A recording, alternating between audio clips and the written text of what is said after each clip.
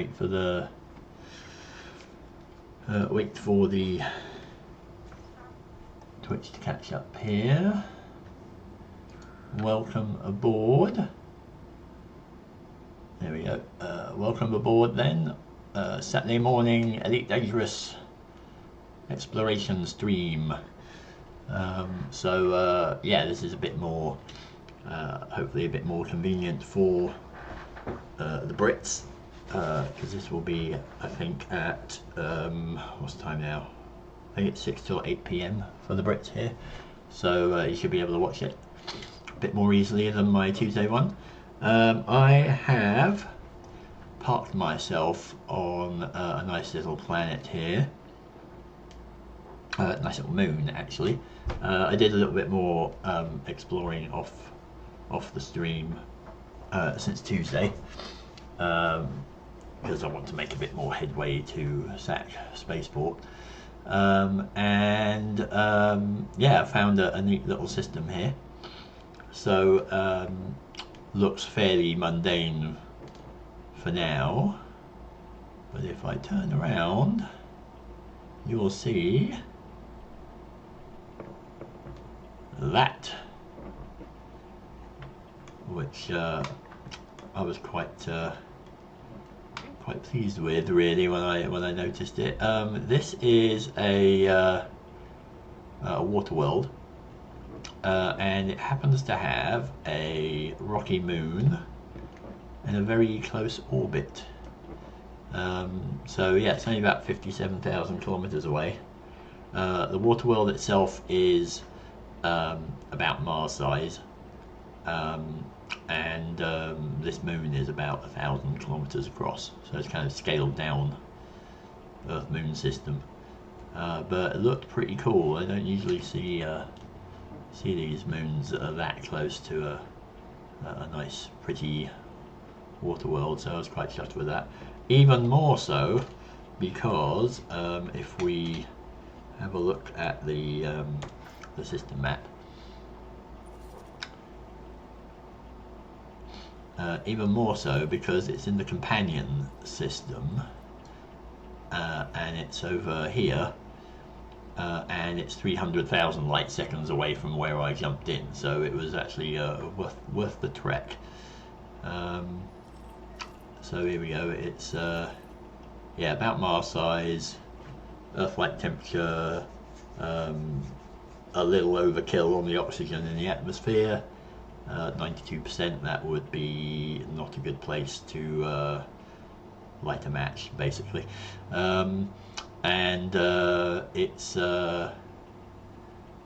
terraformable as well, or terraformable. I think that makes it even more valuable, so that's pretty awesome. Yeah, so yeah, there's a couple of other interesting bodies here as well. Here's the moon that we're on. It's 1,000 kilometers, 3.8 day orbital period. No particularly interesting elements on it. I did have a look at this guy as well while I was out there. He was a small gas giant, Neptune-sized-ish, but you know, he's quite interesting. Just stuck out on his own, about 25,000 light seconds from the star. So yeah, so I was pretty chuffed to find this. I thought it'd make a nice sight to show at the start of the stream. But what I am after here is I'm parked right next to this Wolf-Rayet system, so we'll pop in there. That should be an interesting one. It's got a Wolf-Rayet, a Herbig AE/BE star, an O star, and a B star. So probably not got much in the way of planets, but it'll probably look fun. So we are still headed for the Sacaqawea Nebula. I found a few more neutron stars nearby, so we can, you know, basically head out to this one at 50 light years, or this one at, no, I think there was a nearer one in this direction there. This one, 146. So yeah, probably we'll head out for this one here. and then we'll hop along and get to Sacaqawea. I'm not sure about this system down here. I mean, it is a Wolf Ray at Sea Star, but it's a bit out of the way, and I couldn't find any neutron stars in its vicinity. Because I could neutron star or neutron boost down to it, but there's no obvious neutron stars near it that I could use to jump out from. So it'll be a bit of a slog coming back out. So I'm not sure if that one's really worth it. It's a bit of a detour.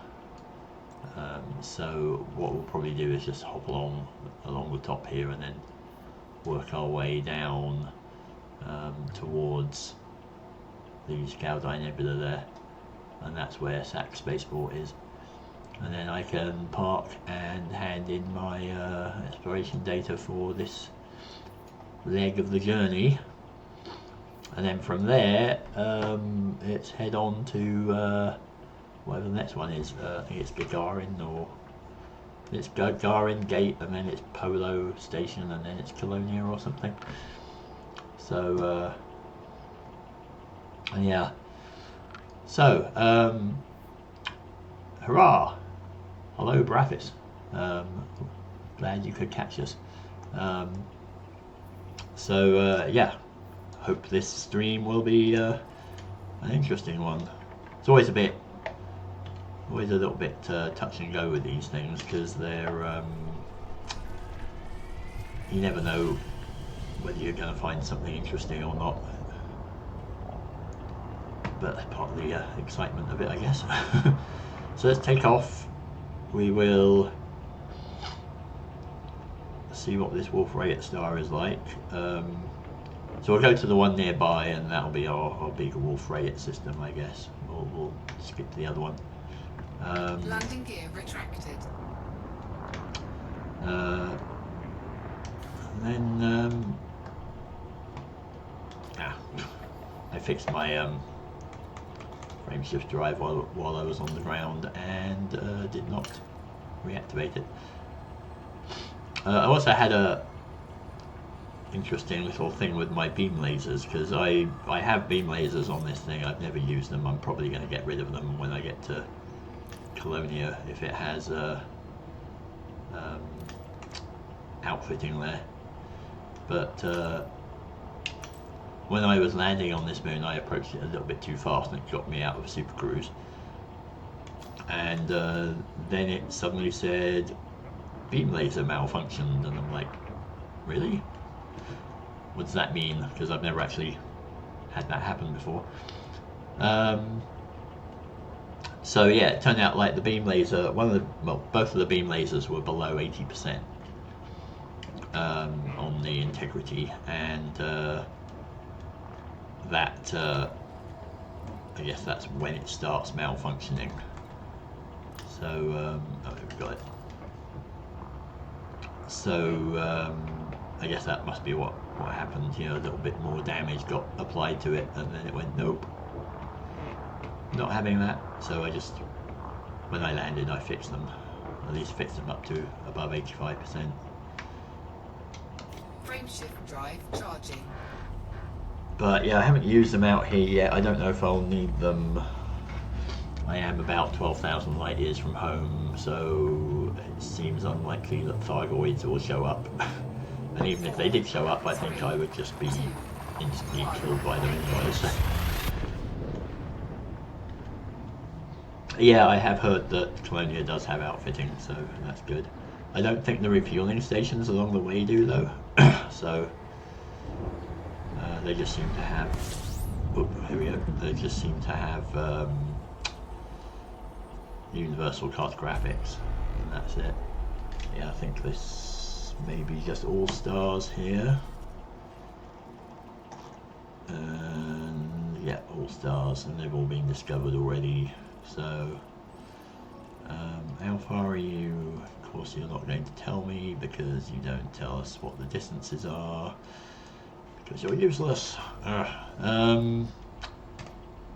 Yeah, 430,000 light seconds is a little bit far for just going to have a look at some stars, so we'll skip that.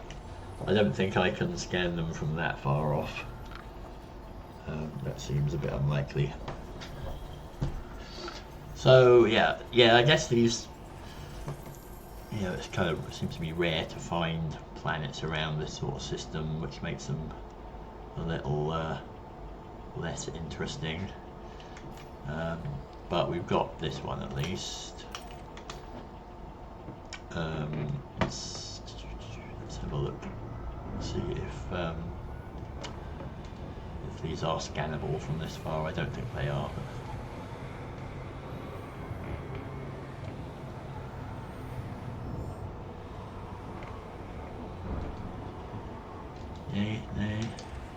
No, they're not.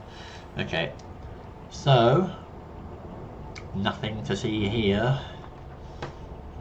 Let's start wending our way to that neutron star that was nearby. Where was it? Up here. So yeah, where do we want to go? You're 129 light years away. All of these, I think, are neutron stars.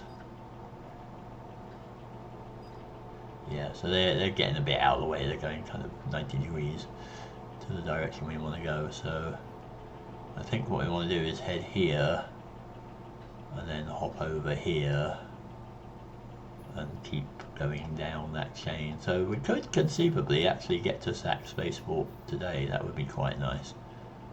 Because it's taken me about 2 weeks to do this, but then again I have I've played the game a bit less because I've been wanting to play it while I was streaming, so that has added to the time a little, but yeah, let's do that. Let's get there and unload the data, and then I can breathe a little bit more easily. Of course, if I want to,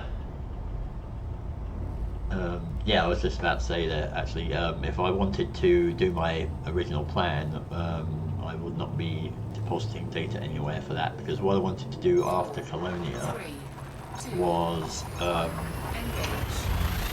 follow the spiral arm around. Once we get to the system, I'll show you it on the map, and I'll show you the plan. But that would be a very long-term plan. It would be, I would take weeks to get back to the bubble, assuming I wanted to do that. Was that a star right behind me, or was that just a weird graphics glitch? Because I thought I almost jumped through a star there. No. Okay. Saw a flicker as I jumped in.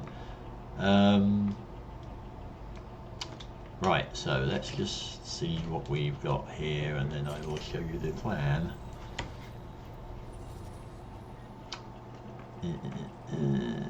Gas giants, gas giants, gas giants. Anything particularly intriguing?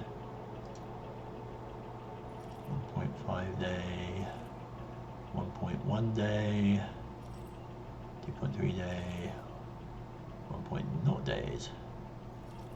That one might be a interesting one close to the ring system we could go to.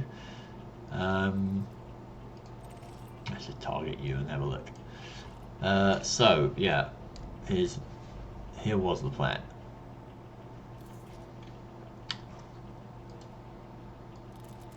So I wanted to, that's the best way to do it, yeah, zoom out. So here is the route so far.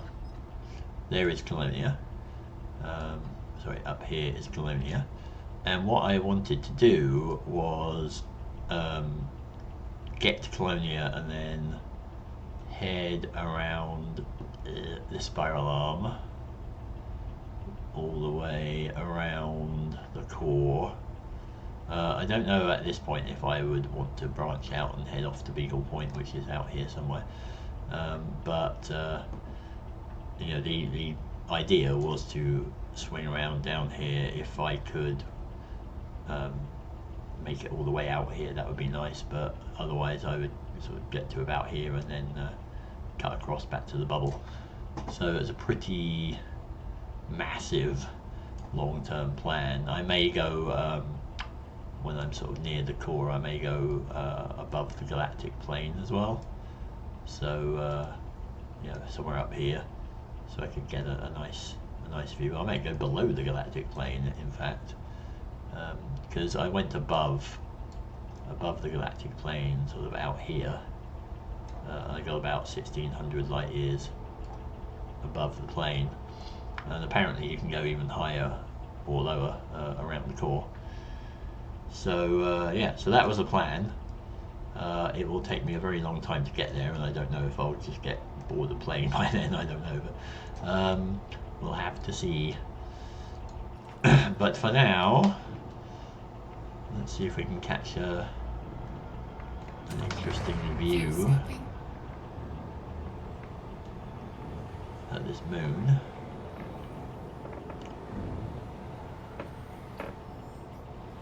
I don't want to refuel too much, because that will be bad for my neutron star boosting. I seem to have missed the boost thing here. Where was it? Fuel scooping complete. Missed the link. Where am I? I am going to here. Which should be on the map there, right? Not too far away. And get a pretty gas Fuel giant. scooping complete. Fuel scoop disengaged. 205 days, wow. Yeah, I am a ranger at the moment, explorer wise. I think it's ranger and then pioneer and then elite, I think. So I'm hoping that by the time I get to Colonia I will be either at elite or close to it. Of course, they're going to change the payouts, the exploration payouts, in 2.3, so that might make it a bit easier. They're going to be a bit more expensive, or valuable, I guess the word is. But I don't know when 2.3 is going to drop, when it's going to go live, so hopefully in the next month or so. So it should drop well before I actually get to Colonia, because there's no way I'm going to make it out there in a month at this rate.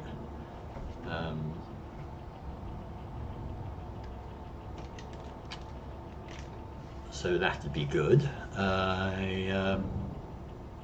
But yeah, I think yeah, going all the way around the galaxy is probably going to take a 300 day thing.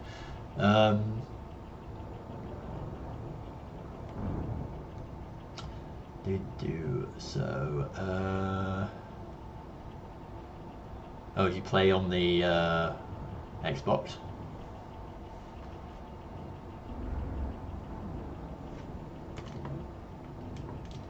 That'd be interesting.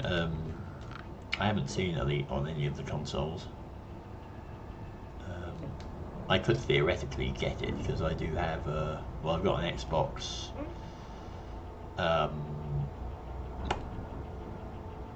What is it? The 360, I think. I'm not really into the consoles that much. The 360 was the Xbox before the Xbox One, right? So I've got one of those, and I don't know if Elite is on the Xbox 360 or the Xbox One. And it is coming out for the PlayStation, which I have been tempted to get, although I keep reminding myself that my Xbox is currently sitting under my TV and hasn't been used for months. So I could spend $500 on an Xbox, on a PlayStation I mean, but it probably wouldn't get used.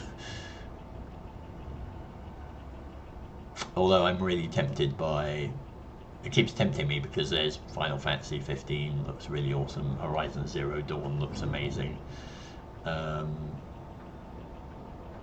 but I just don't think I'd sit down and play them, that's the thing. So have we got, is there anything interesting we can see here? I mean, it's nice and close to, the gas giant, but we're kind of edge on with the rings. I suppose I should have a look and see. The one thing I wanted to do was look for geysers and things. And you see, this has got volcanism, iron, magma. So does that mean it does have like geyser-like things? Because I know you get water geysers and things, but if it says iron magma, do you get like lava fountains and things? I don't know.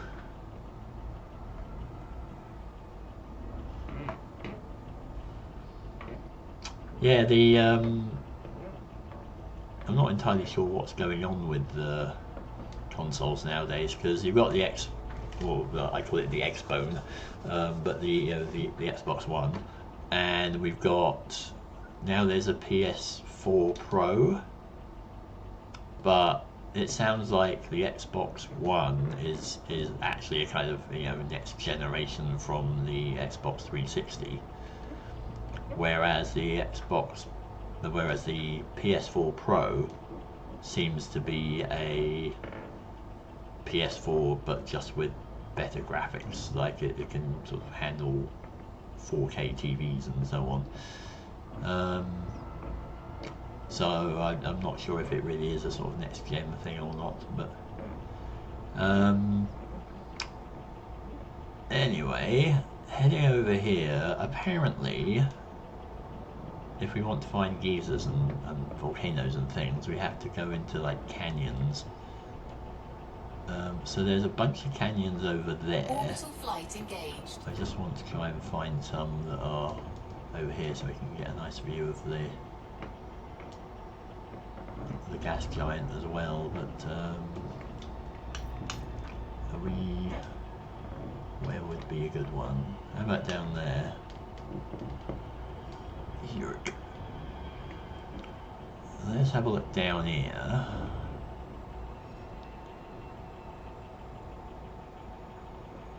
Because yeah, I've never actually seen any geysers or geysers or whatever you want to call them in the wild. I've seen some where there's tourist beacons and things, but apparently you can find them.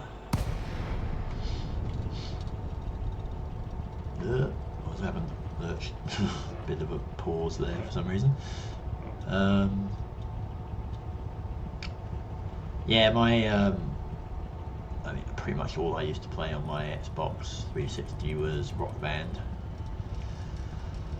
I got it for the Halo games. I played Halos 1, 2 and 3. I've got Halo 4, but I haven't actually played it yet.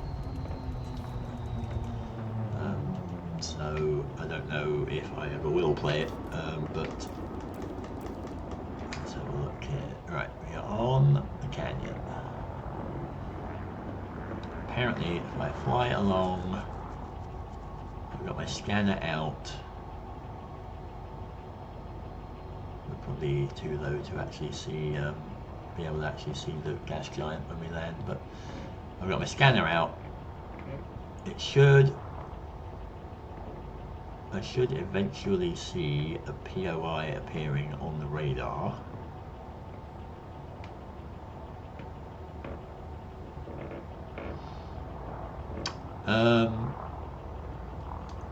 Yeah, I don't know. I'm not sort of really set up the chat much here. So like, are you just not able to post links there at the moment? Like, do I need to turn something on?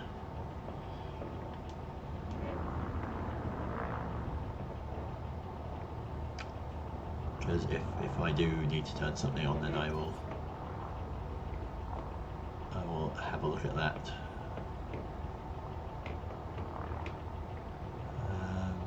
There's no sign of...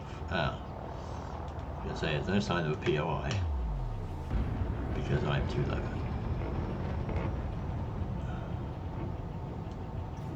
Hey up, hey up, hey up. Go away, come back. There's something over in the... I think there's something over in the top right. Is there something over in the top right? There... Is that just... Oh no, I think that's just a reflection of... Oh, there's a reflection of the metal panel under the radar is what that is. It's a little white glint and I was like, is that a POI? Oh, there you go. Okay, there you go. You can post links. I will have a look at it in a minute. I just want to see if I can find these things. Right, I may need to get higher because you can't see POIs below 2 kilometers.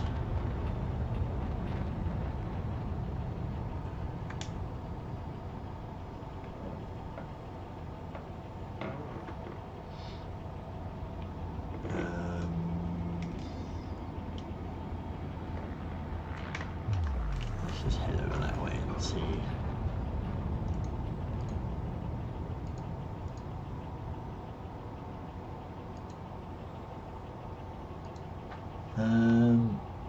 Oh wow. Let's have a look at that picture. Yeah, I guess when you on that link when you turned, you got a sudden sharp turn. That's where Colonia is, right? I guess, like at the apex of that corner.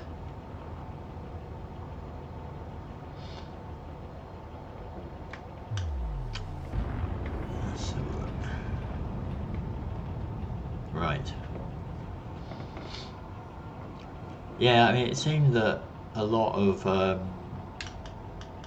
people when they go to Colonia, you look at the traffic map videos that they do for Elite, and you see a lot of people going up to Colonia, and then they immediately kind of go straight for the core, and then they immediately go straight back to the bubble. It's like a sort of triangle shape.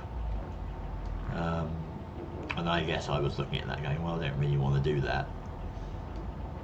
It seems a bit dull, so I thought people don't usually just follow the spiral arm around, so let's have a look at that. I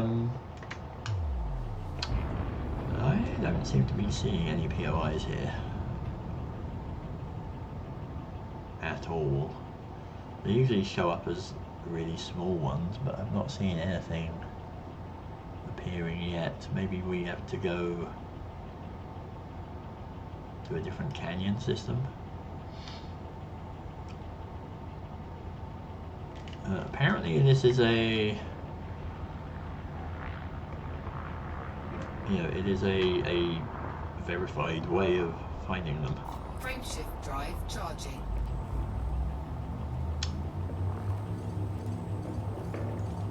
Let's head on. Where are we? Let's see if we can move around a bit. 4, 3, 2, 1, engage.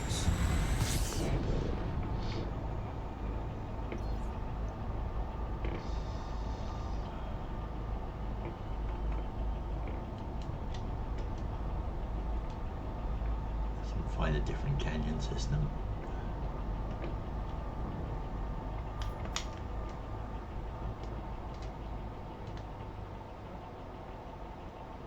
I mean, I'm not going to spend too long searching for these things here because I know they're rare.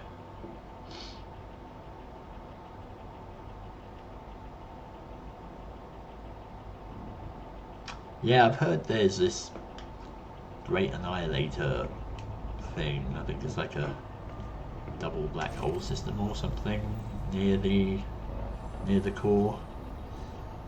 Seems to be a popular destination anyway.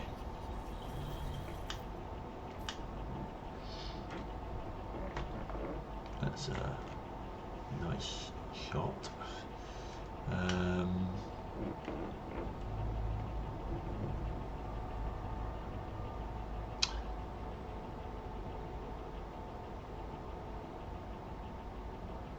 Let's have a looky if I can. See, at this point I end up doing this. That's what makes this hard. That is an impressive mountain over there. I don't know if I guess I have to go. Actually, there's a bunch of things over there, isn't there? I guess I have to go higher.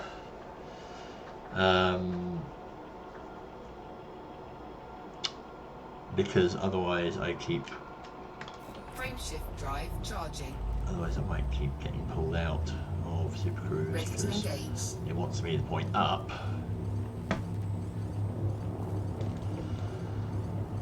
Maybe I just have to head up and then head back down. 4, 3, 2, 1, engage. Alright, let's try that again. Get my big fat asp out of the way.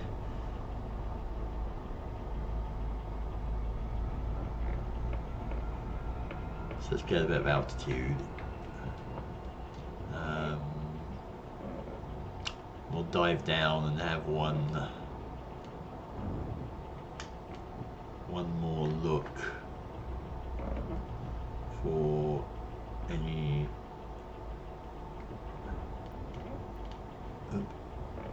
Where are we gonna go? We're gonna go over here, I think. We'll have a last look for any volcanoes or anything like that. Should be a good spot. Oops. Gliding. Gas giants up there. Should be visible when we land.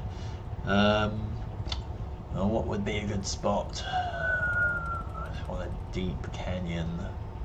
This one that I'm heading to looks fairly good. I suppose the shadows are accentuating it. Oh, nice. Just about hit your deadline. I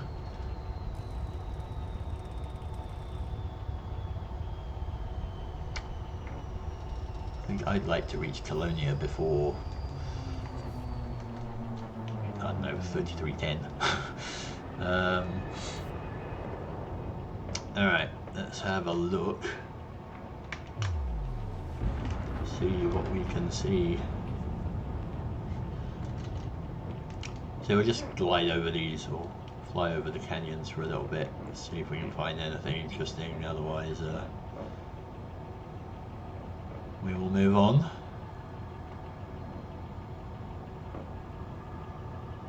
Of course it's still possible to find some,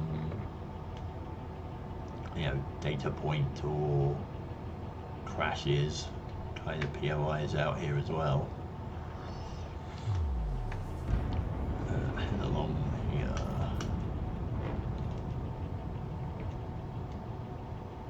Yeah, look, there's my shadow on the wall there. Little black dot. That's pretty neat. It's a bit weird that they can figure out the shadows of ships on the ground, but they can't seem to figure out the shadows of moons on planets.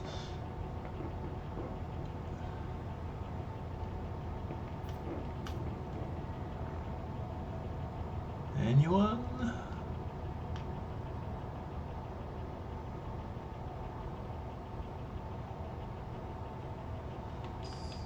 Yeah, I think the problem with high G worlds is that you may be able to splash down on them, but whether you'd actually be able to get back out from them is another matter.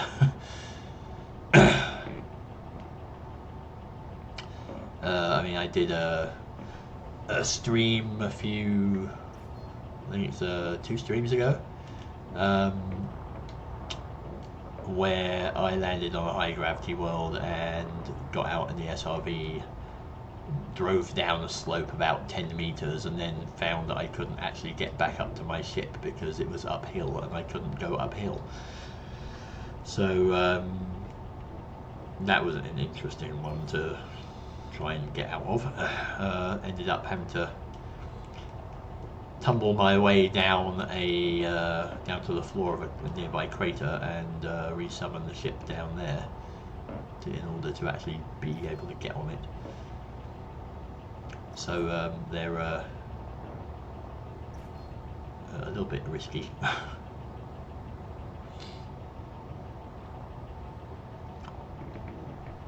Also, I think trying to splash down on a high G water world would basically be like hitting a rock. Be like that thing in the water world in Interstellar. That'd be cool if they had tidal waves. I am not seeing any POIs at all.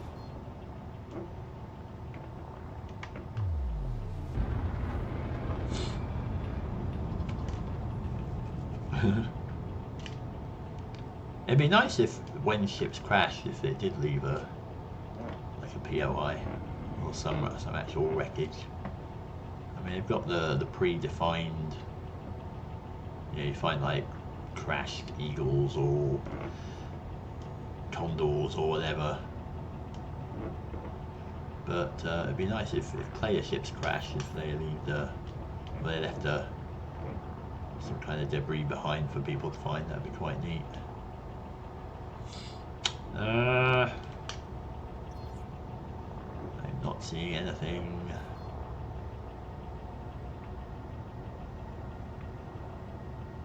I think these things are just hard to find.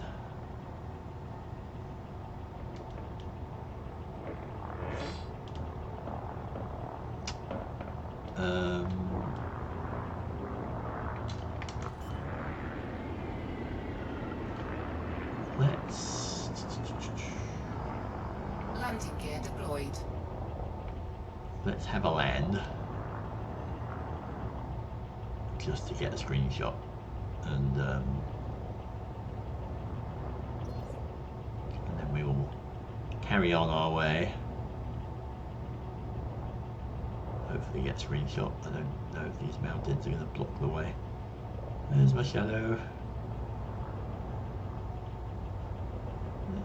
It's going to be close.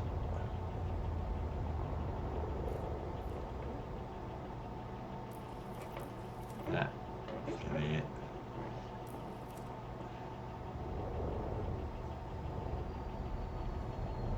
Very close.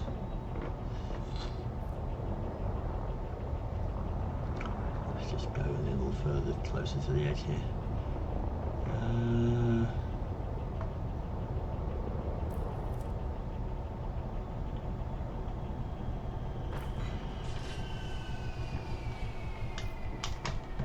Ta-da! At least it's interesting terrain.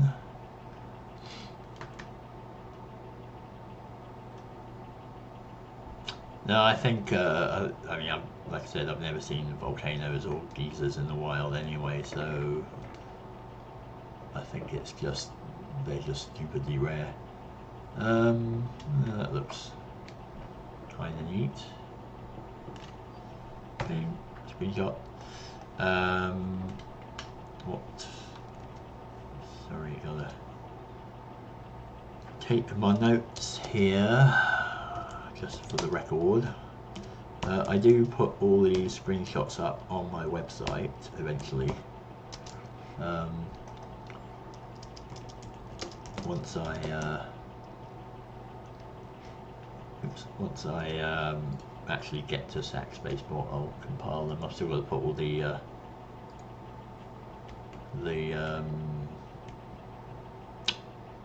previous segments of the trip up. So, want to know the gravity of the 2 water worlds I found? Yes, I would like to know that. If they're high gravity, that would be quite interesting. That must be pretty big. Is it worth? I don't think it's worth trundling around on this moon because it didn't look like it had any interesting minerals. Vanadium, nope. Wow, really? 8.27 and 7.6 G. That's pretty enormous. I think I found some 9 gravity kind of worlds, but they weren't landable either. They were like those lava planet things, but that's pretty impressive, especially for a water world. Alright, enough of the admiring of views and failing to find volcanoes. Let us Landing gear retracted. proceed on our way. Frameshift drive charging. Sure. Yeah, post it up. 3, 2, 1. Engage. Post it up. That would be interesting to see. There was some guy, someone on the Elite Explorers Discord found a, I think it was a Earth-like or a water world, but it was a moon of another planet, and it was actually a moon. It wasn't a double planet thing. It was a moon of a big lava world. I've never seen that before. Wow, that is a humongous water world. 16,000 kilometers. 8G. Wow. Neat. It would be nice to be able to land on those. Yeah, it's kind of a bit harsh just being able to admire them from a distance and not do anything else about them. So we should have, yep, should have a linky there. There we go. And of course we gotta accelerate away. Cool. Have you got ED Discovery? Because that is very handy for collecting data on planets and things that you scan. I'd heartily recommend it if you are exploring.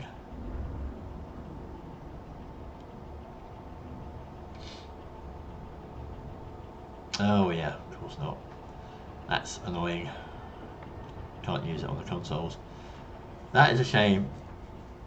I don't even know if they would be even able to write it for the console in the first place, would they?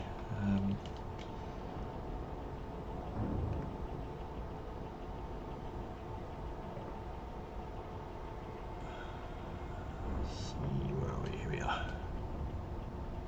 Yeah, that is a shame because I've been using it here. I've got the PC version, obviously, and it just sort of records all the planets you scan, all the stars you scan, and it records all of the data that's written to the logs, which I guess you also can't access on the Xbox. On the PC, the logs are, I think, are stored in the save game folder or something, in your user folder. Frameshift drive charging. But yeah, it just basically collects them all together, and then it tabulates them all, and then you can kind of stick them in Excel and do spreadsheety type things, like you convert them into units that actually mean something. 3, 2, 1. Engage. Because they all, they give you the units for radius in meters and the orbital periods in seconds and stuff, so you have to convert them.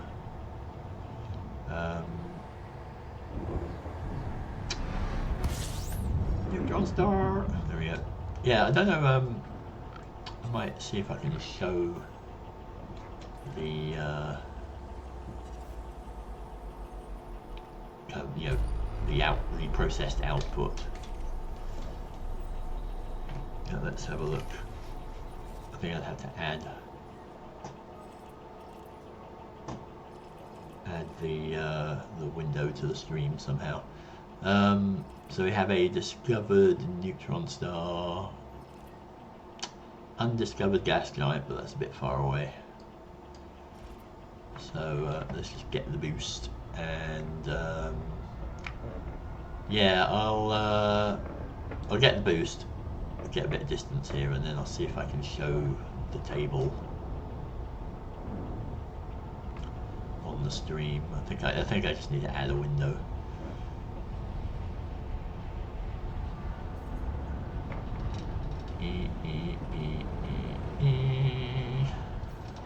And can we leave?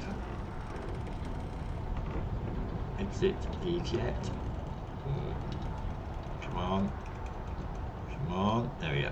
That took a little longer than normal to get out of. I think we are clear. Bye bye, neutron star. Haven't seen any really fast ones lately. I have seen some earlier on, but these ones all seem to be a bit leisurely. Alright, so let me just slow to a stop here, and let me see if I can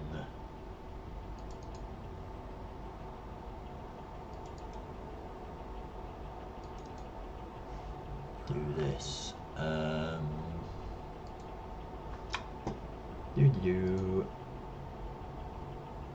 Add what do I want to add? Window capture? Sure, why not?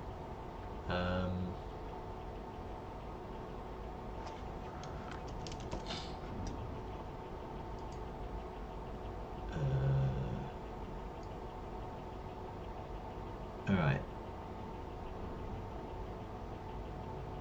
I think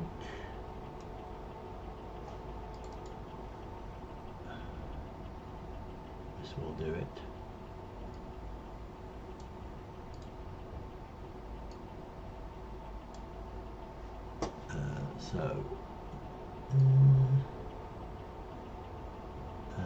There we go. Is that visible?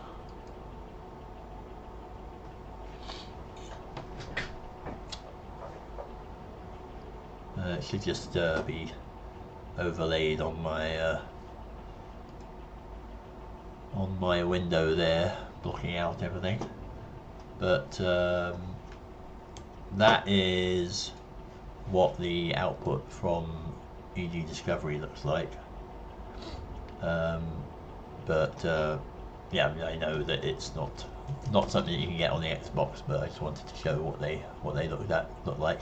So in fact, that's a new one as well. So everything that is in normal text is what comes out of EG Discovery. Everything that's bolded is stuff that I've added just to make it a bit more readable, like converting the orbital period from seconds into years and so on, and whether it's tidally locked or not, or what the radius is and so on.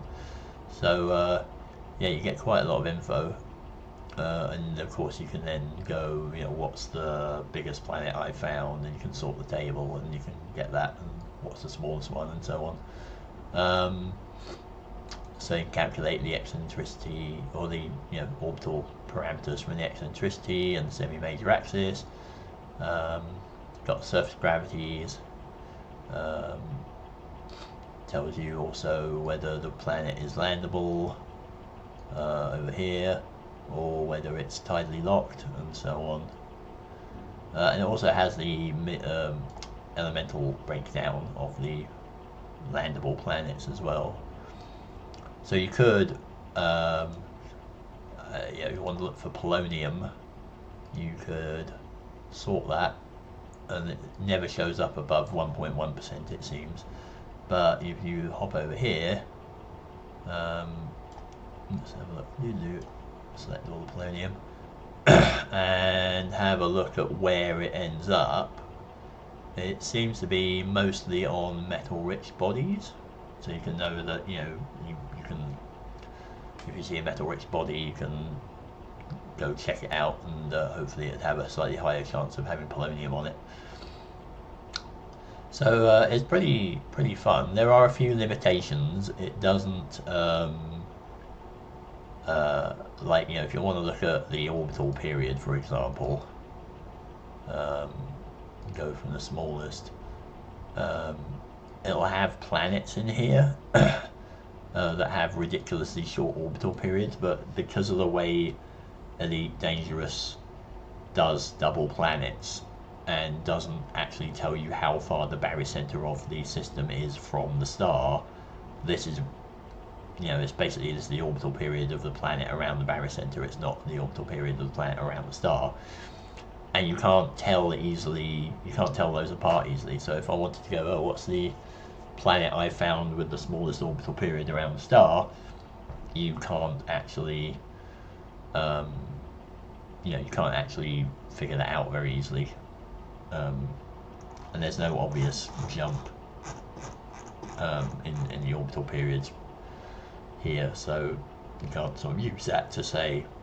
aha, this must be the one that's the first one that's orbiting a star as opposed to orbiting another planet. So that's really annoying for that kind of thing. But you can do things like, let's have a look at the surface temperature, and you get these ridiculous above 2000 Kelvin worlds that are just bonkers. I mean, these, you know, when you get here, like this bunch of systems that are above 3000 K, they're hotter than stars. They're planets. They're ridiculous. They're like, these planets should be white hot. There's no way they would exist, basically. And it's one of the things that really irritates me about Elite, is that they've got these really obviously wrong systems and planets in there, but they just don't seem to want to get rid of them, or have pushed it down the list of things to do so far that they just don't really care anymore. And you've got things like, you know, this planet has a 27 million atmosphere pressure atmosphere. No, that's not really possible. So yeah, like highest gravity though is, I got a 35G world that is a gas giant, so that's not really what we're looking for. Planet class. Does that help? No, I want to do it the other way around, maybe.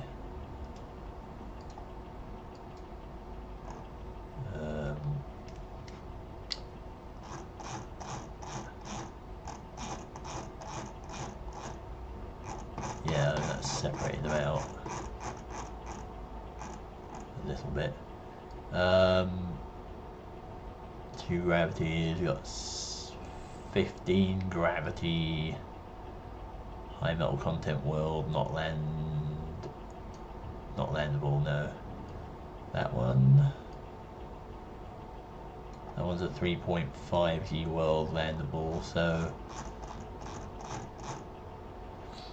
so yeah, there's I think the highest gravity world I've found that is landable is a 3.4. Yeah, Earth-like worlds around neutron stars, those irk me.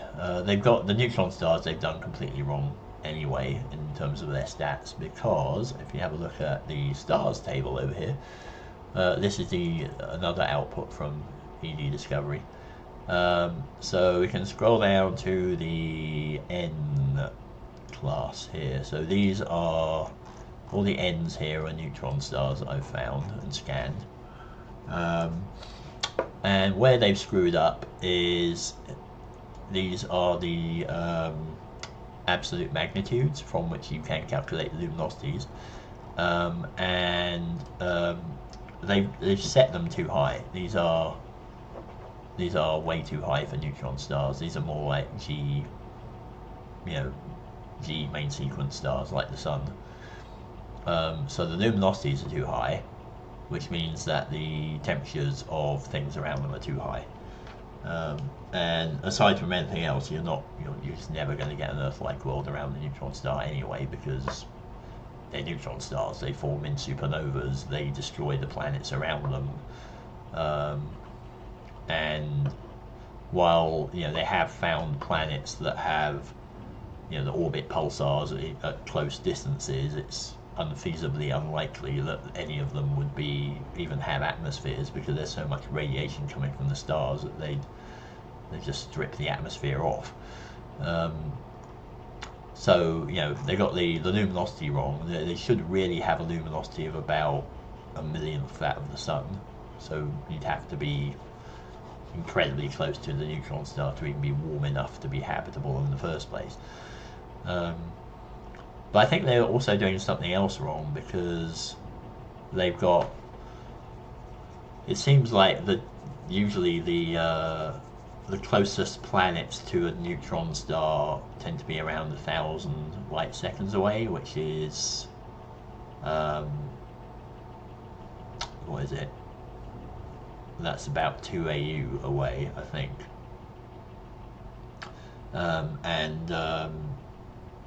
At 2 AU, even if you had sun-like luminosity, you'd still be pretty cold. You'd be like Mars asteroid belt kind of level.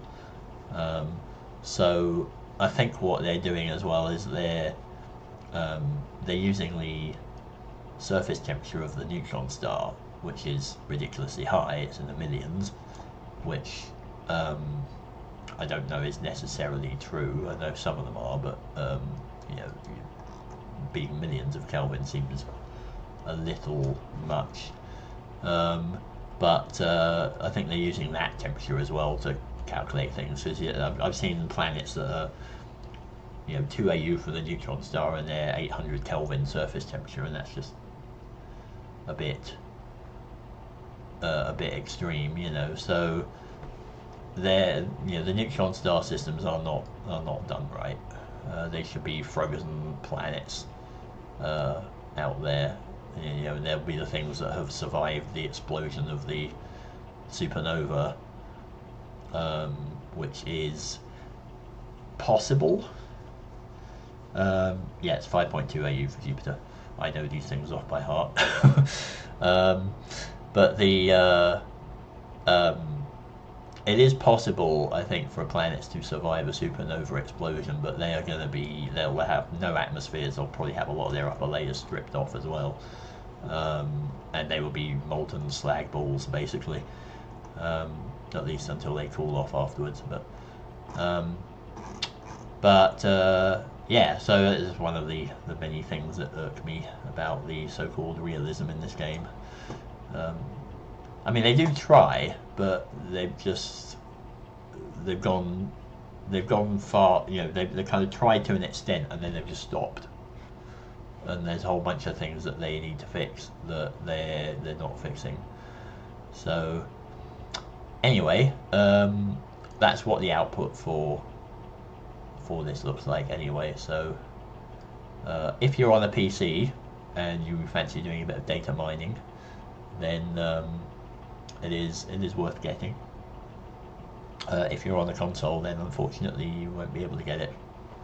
I don't know or think they are planning any kind of port to the console for it. So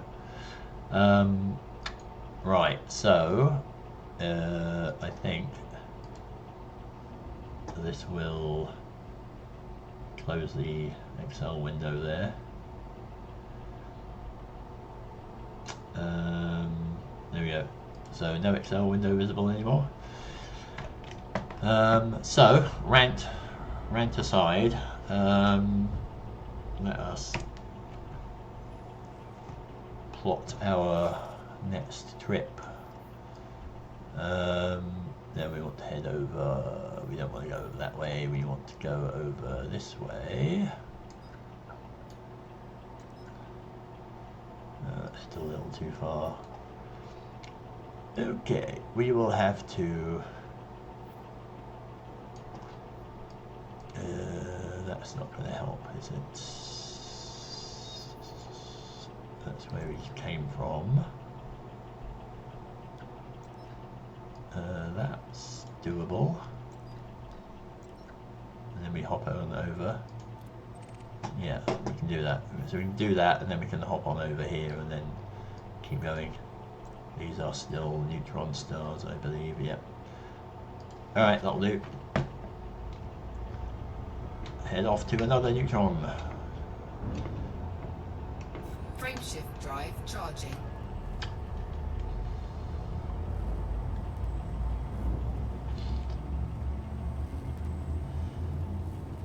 Yeah, I guess it irks me more because I've had the game since it came out, and undoubtedly it's improved over the past couple of years, but those really glaring errors in the realism are still there. They haven't fixed the lighting. Granted, there could be technical issues with that. But the lighting really pisses me off because it's just really, they could have, if they did have correct lighting, if they did go, okay, we are getting light from all of the light sources in the system and we are using that on everything, we're not doing this silly brightening of the dark side wherever you fly over it and so on. But if they did fix that, I mean, it would make things look so much more, interesting and alien. If you have a binary system and you've got a red star and a blue star, you'll have, a red hemisphere and a blue hemisphere on a planet, and double shadows and crazy things like that. It would look so much cooler. But I can appreciate that there may well be technical issues. Maybe it was put too much on the graphics card and so on. But it still annoys me. There was one instance where I was at Antares, and it's got a companion star.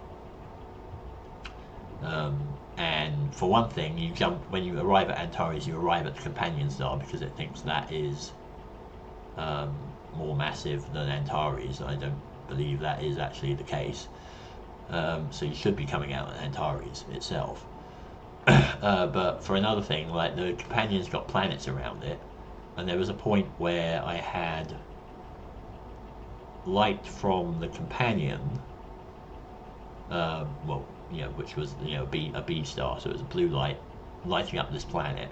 I was on the dark side of the planet. Antares itself was up, and there was just no light at all from that, and it was really obvious that it's wrong. So yeah, it's annoying, but the lighting and stuff is one set of issues, and then you've got all the other set of issues, which is planets that are 4,000 Kelvin, or neutron stars that have Earth-like planets around them and so on, which is definitely stuff they could fix. Ring systems that are too big and so on. Like, what have we got here? No Earth-likes, but we've got 4 planets around here and a moon. Again, they're all beyond 1,000 light seconds, so we can go out there, but we wouldn't even see the neutron star. So I think the only way you can have a planet around a neutron star that's sort of so close that you can actually see the neutron star is if it's in a binary system, from what I've seen of screenshots and things.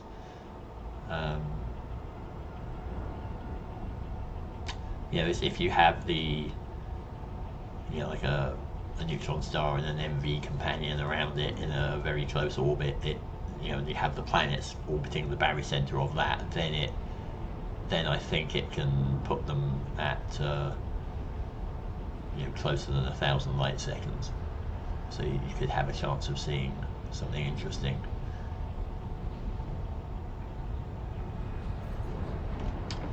So let's pick up again. Come on, get us out of here. There we go. Come on, there we go. Think we're good. Boosted again. Let us have a looky. Yeah, I would like to get to the nebula.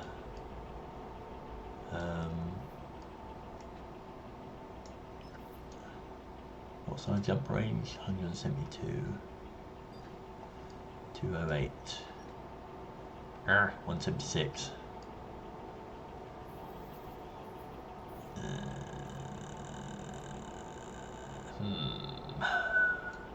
Probably let's do this one. We're gonna have to hop to a system next to it.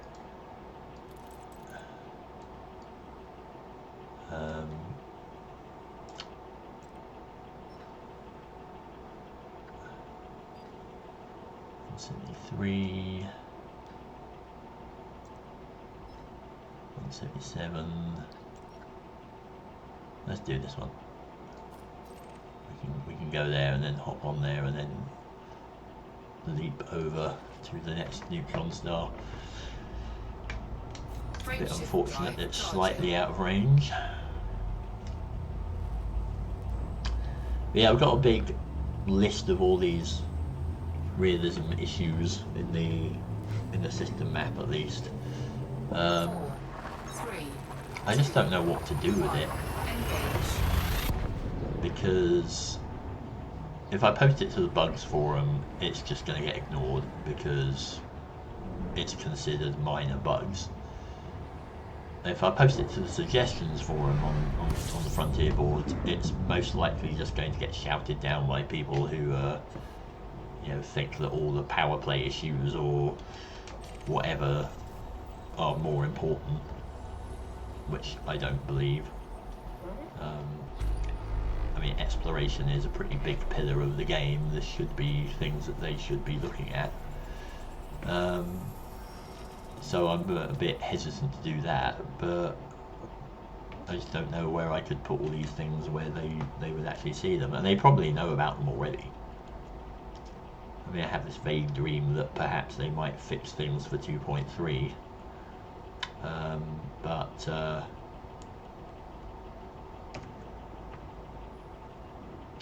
but I doubt that would happen. They do seem to fix minor things, like, oh, this space station is orbiting in the rings or something, or clipping through a planet or something, I don't know. But they fix that kind of thing, but they don't fix, an Earth-like planet around a neutron star. So I don't know. I also think, though, that if I don't say anything about it anywhere, then I know for sure that they won't do anything about it, because they may not know about these things, and if I don't tell them, then they won't know. Fuel scoop disengaged. So I don't know what I'm going to do with that. I've got to put it up somewhere, but I just don't know where. Charging. Same on the Reddits. Like, if I post it on the Reddits, then probably it'll just get ignored or shouted down, or Frontier wouldn't see it anyway. 4, 3, 2, 1, engage.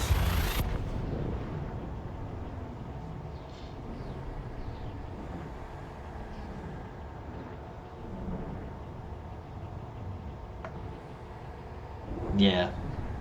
Well, I mean, a couple of streams ago, or was it last stream, I landed on a planet orbiting a black hole, except it was a planet. Well, it was a planet orbiting the companion star that itself was orbiting a big black hole. And the star was up, and it was like 50 light seconds away or something. The black hole was about 5,000 light seconds away. The star was above the horizon. That was landed on the planet, and everything was pitch black because it thinks that the primary of the system is a light source, and the primary is a black hole, and the black hole doesn't emit light. So the entire planet was dark, despite the fact that it was, I think it was actually 100 light seconds or so away from this honking grey star that was bright and in the sky. And I posted it on the bugs forum, and no response, no acknowledgement, nothing. So it's kind of easy to get cynical about these things if nobody says anything.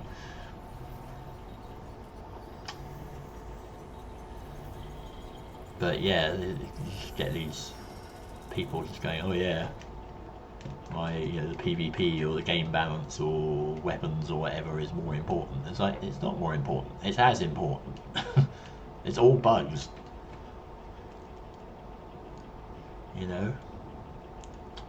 But anyway, ranting aside, this is a interesting bunch of worlds. 4 gas giants.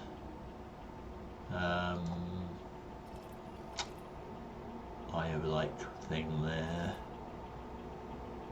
2.4, 3.7, 3.4, 16. Well, Innermost Moon is quite far away from this one.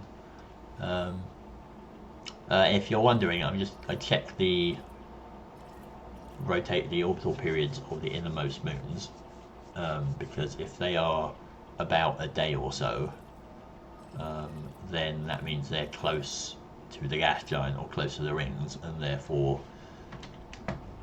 more likely to be nice screenshot territory.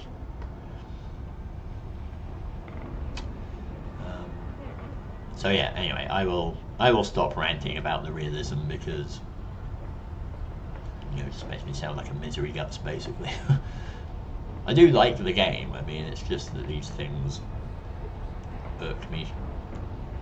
Possibly more so since I have a background in astronomy and planetary science, so I know what these things should be like. I can see how they're wrong more than other people, perhaps. But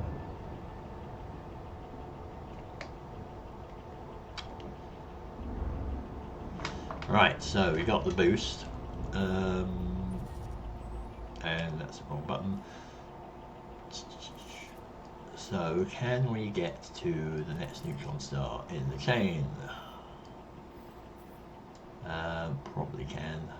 What's our thing? 173. I can definitely get to that one. Yes. Let's hop on over here. That's a binary as well.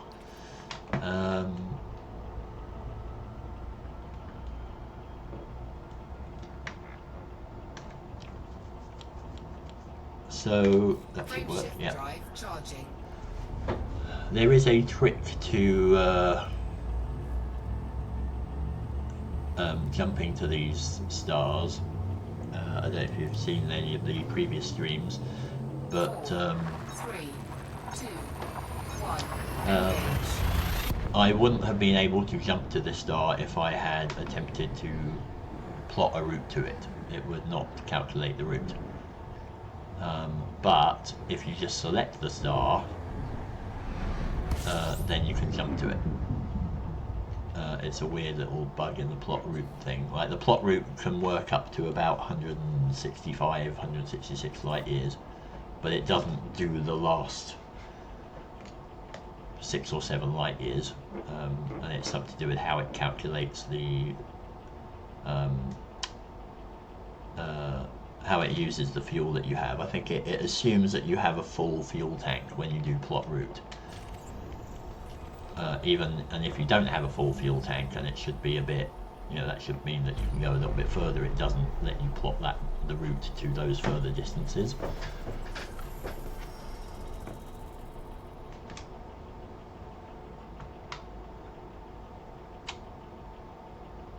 Yeah. Yeah, well, I caught a little bit of his the latest PAX interview thing that he did yesterday, and he was like, "Oh yeah, you've got the whole." Braben was talking about it there, and he was saying that we've got this is our galaxy. You can go and explore it. And I'm like, well, no. All the visible stars are in there. Yes, you put those in. That is true. But it's a procedurally generated simulation of our galaxy, because obviously we don't know what all the stars in the galaxy are, because we can't see every single star. It's we have no idea what's on the other side of the galaxy in terms of individual stars. But he seems to sort of tout it as being this realistic simulation of the galaxy, and it isn't. It's an attempt at a realistic simulation of the galaxy, but get out, and it's it is a flawed representation.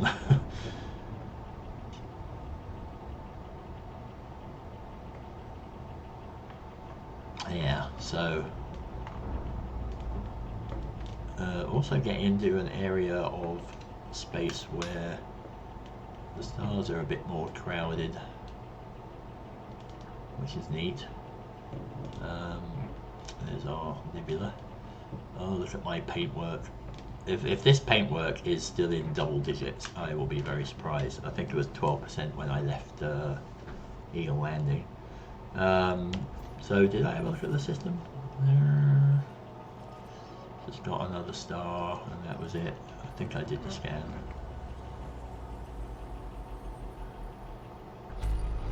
But let me honk once more. No, that star is way too far away. Not happening. So, let's see. Let's see if we can get to this Sac spaceport. That would be awesome if we can. 287. I want to head in this direction, but I can only go 175 light years. So, let's see if there's any more interesting.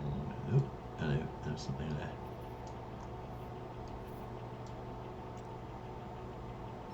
Uh, 222.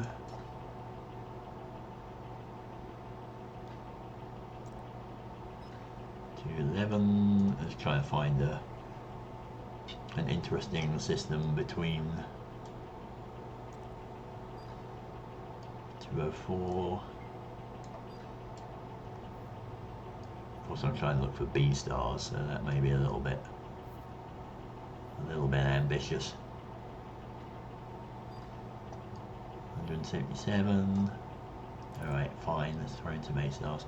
So we've got 175.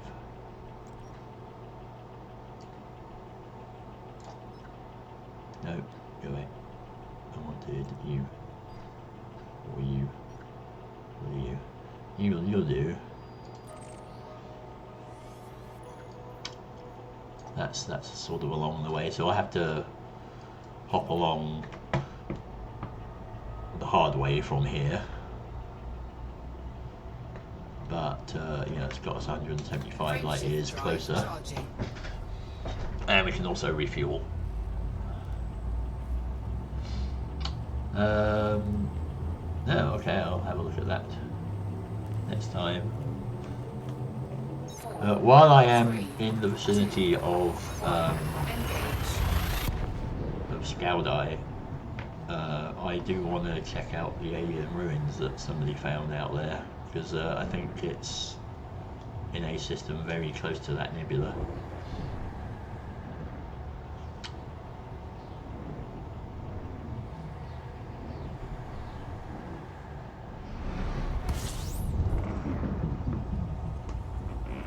far as I know, those are the only alien ruins that have been found outside of,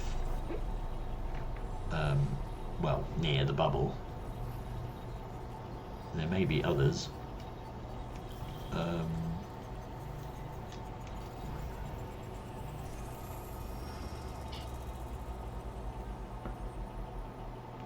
Did just honk, didn't I?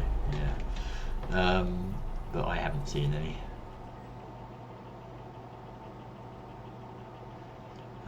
Oh, hello. We've got a water world by the looks of it. So we'll definitely go check that out. What is that? It's a very cloudy looking planet. Alright, we'll definitely go and check this guy out. Nice undiscovered system. I don't know if that's... Is that a water world as well? I think that's just a high metal content.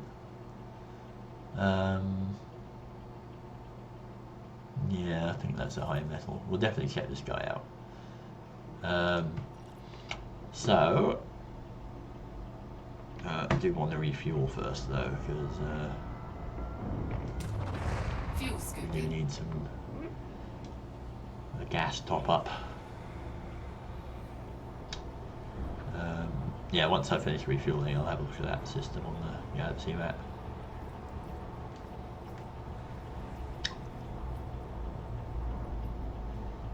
I think we're okay for temperature here.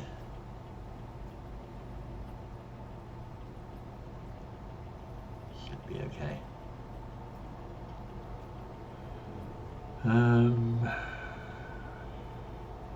Yeah, I guess that Limu AAA H32 system is a, I don't know, like a big high mass Wolf-Rayet or a black hole or something like that. Fuel scooping complete. Just judging by the name.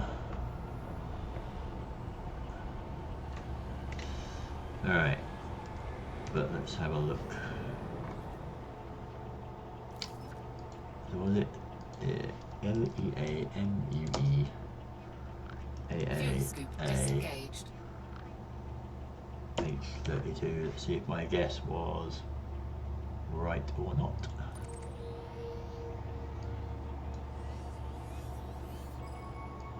Wow, that's pretty crowded in there. Yep, Wolf-Rayet, O-star. Also, yay, I am less than 10,000 light years away from it. That's nice. Let's turn off all this stuff because this is a ridiculous amount of A-stars. And neutron stars for that matter. Bloody hell, there's a lot of them around there. Oh wow.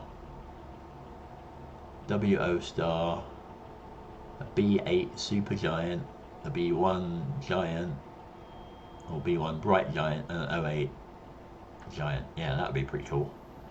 Of course it is still quite far away from Colonia though.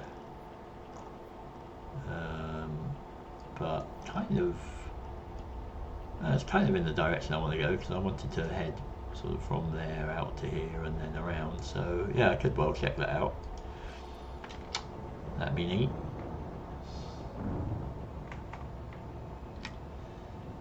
Let us see this is the water world. Yeah, I think I'll keep streaming until I actually get to Sac Spaceport, because I really want to get there. I don't know if you want to see me clicking all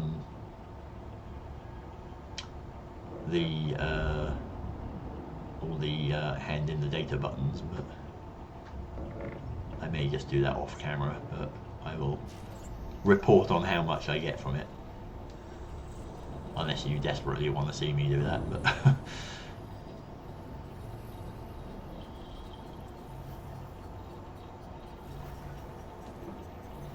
okay.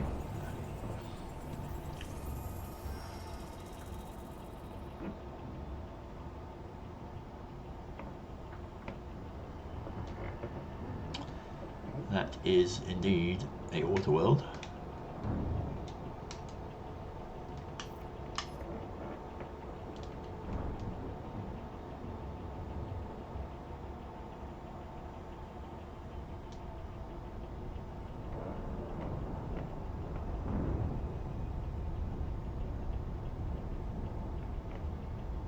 Nice ice caps.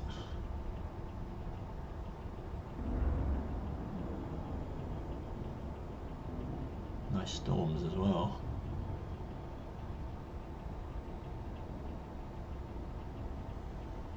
Cool.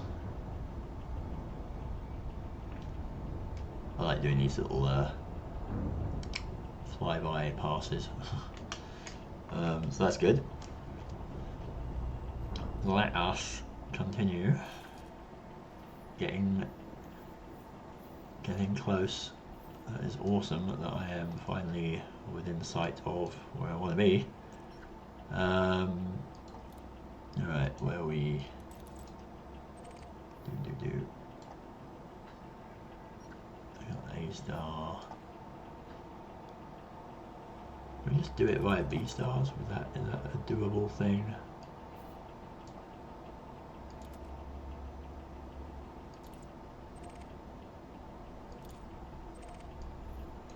Or is it just A?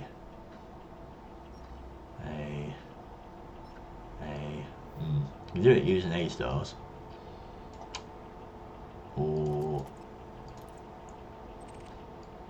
let's be a bit random. Let's just use only G stars for our route to the next neutron star, just to Frameshift drive charging. make things a little bit more interesting, because they're more likely to have the habitable ones. Well, H21, that's probably going to be a big star, isn't it? So I'm going to guess your range that you scanned the star at was quite large, like 500 light seconds, I will guess.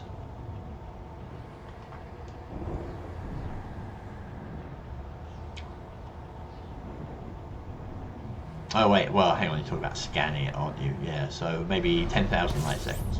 Yeah. Wow, 133,000. Yeah, sorry, I was, when I said 500, I thought that was where you pop out of jump at, but yeah, 133,000 is pretty nuts. I'm not sure how it figures out the scanning distance. I think it's got to be related to its actual radius, but it could be related to mass somehow as well. But I'm gonna guess radius more likely.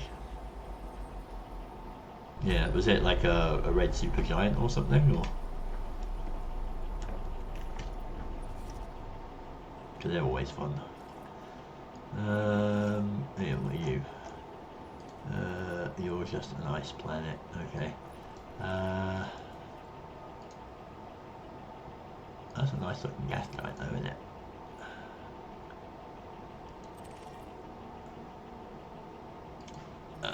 Okay, might just pop out and just have a look at this gas giant because it looks pretty neat. Fuel scooping. Blue-white supergiant. Oh. See, usually when I've found those blue-white supergiants, they have been, they've not been that big in size. Like, you know, it says they're a supergiant, but they're really only like, I think they're really like five solar radii or something. In fact, we can have a look while we're on the way. I think this will pop up the window again. There you go. So that will show you what I found. So a blue-white supergiant radii. One of them was 116 radii, 0.5 AU, but that's Deneb, that's Alpha Cygni. Also a site worth visiting if you're vaguely near the bubble. F supergiants. I've had a couple of big ones here, 225, 210 radii. But again, some of them are 15, 29 radii. That's not a supergiant, you know? Like 210, 225, that's more like it. Orange giant, 11, that's not unreasonable. I haven't seen an M supergiant, have I? Well, I've seen Antares. I think I just didn't scan it this time round when I went to visit. So, yeah, I've not seen many supergiants, but certainly there are ones that are. I mean, this one's a supergiant, 1.6 radii. That isn't a supergiant. Don't be silly. So, so yeah, they seem to get their star definitions a bit funny.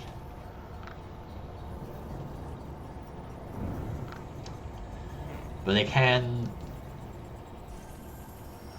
I think Antares was around sort of 200 or 300 radii, which is on the big side. It's not as big as it actually is in real life in the game, which is a little disappointing. But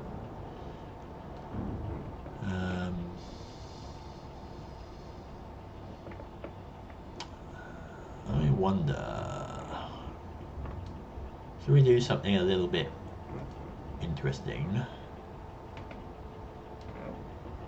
So, because it looks like the satellites are a little bit far away on this one, but it looks like a nice gas giant. So what I would like to do is actually arrive in the ring system.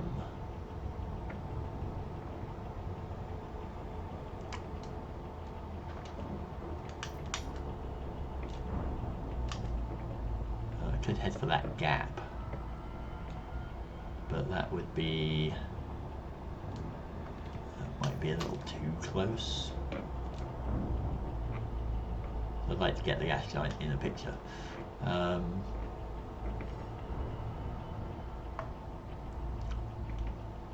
Let's try for about here. See if we can get a screenshot inside the rings.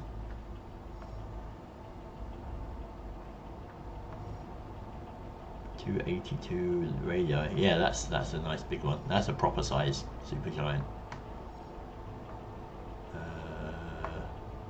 Let's eke our way in.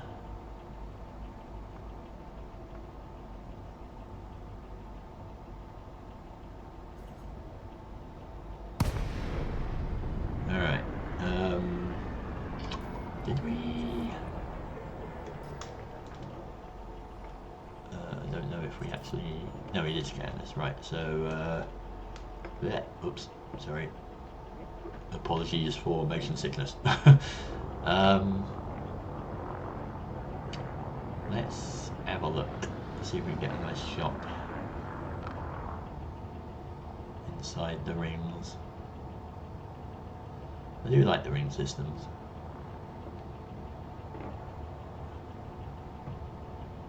One thing they've got right about the asteroid belts is that the asteroids are actually very far apart, and what they've done is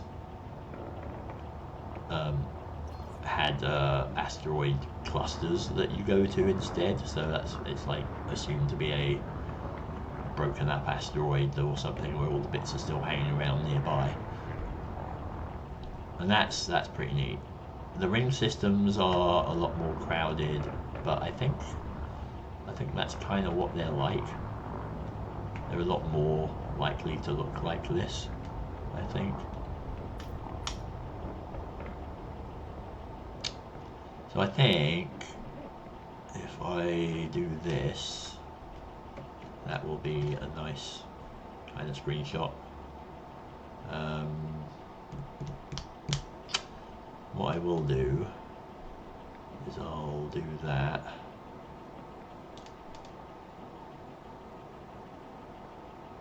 I'll do this really quickly. I'll do that, that, Okay.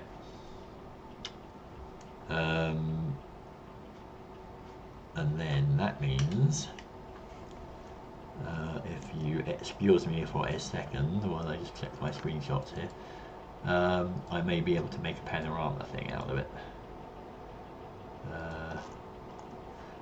Now I did find on the Elite Explorers Reddit, somebody, I think it was on the Elite Explorers one, either that or the normal ED Reddit, somebody posted a link to this Microsoft Image Composite editor, which is like Microsoft's own little panorama making program, and it does work quite well. I mean, it's a little less hands-on than the other one I was using before, the Hugin one,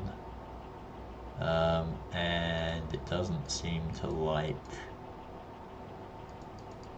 yeah, it doesn't seem to like all the pictures, unfortunately. It can merge the left and the center picture, but it doesn't seem to merge the right one. But alright, I've got the screenshots anyway, so I've got a nice one of the planet itself, so that's good. So mission accomplished on that front. I'll see if I can stitch it up off camera.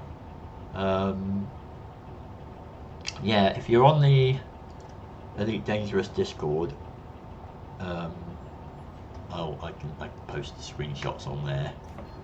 I might do a screenshot in the Elite, sorry, not the Elite Dangerous Discord, the Elite Explorers Discord. I'm on there.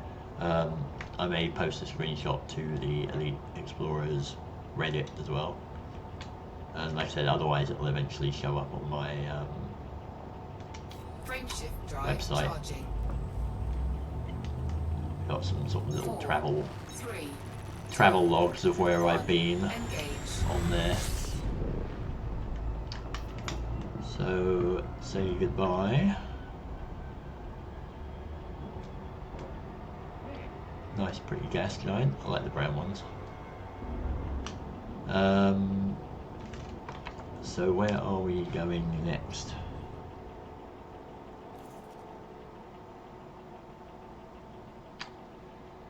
Did do 458 solar radii, wow. Well, that is pretty nifty. Right, oh yeah, we were doing this. We were doing this all G. Frameshift drive charging. All G route to the next neutron star.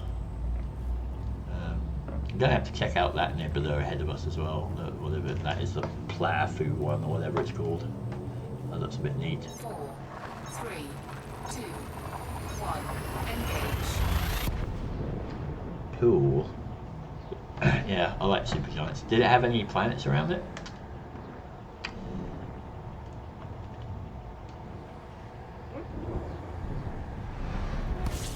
It's always fun when they have planets. You can get lots of nice screenshots.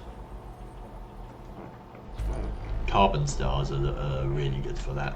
They're nice, big and red and huge. Yeah. 88,000 to go see what looks like a standard Neptunian type gas giant, so probably not worth it.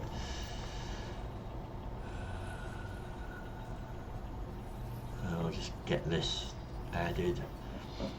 I know I don't get much money for scanning ordinary stars like this, but it's basically a matter of getting my name on them, which is shallow, I know, but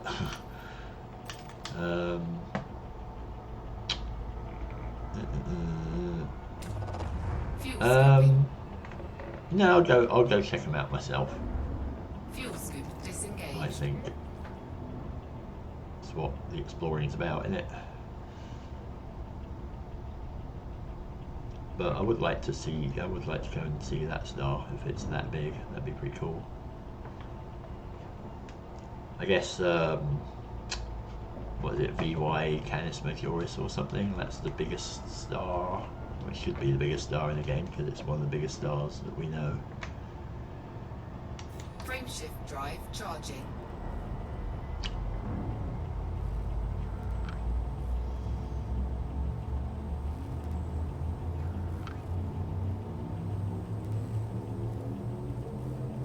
Four, three, two, one, engage. So let us keep going. I think it's another couple of jumps. We are so close. I'd be so glad.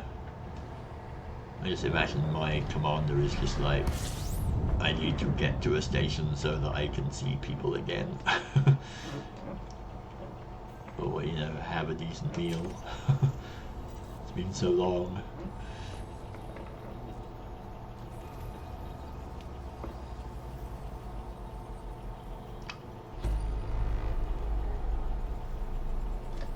This looks like, wow, that's pretty weird.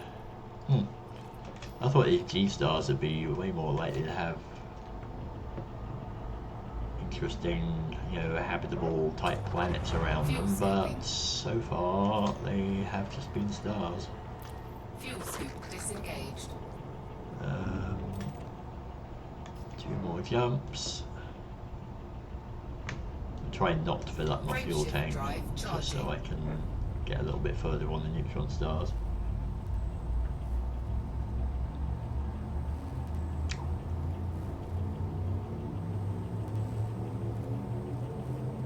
Four, three, two, one, engage. So one more jump after this is the neutron star. That should get us almost to the nebula.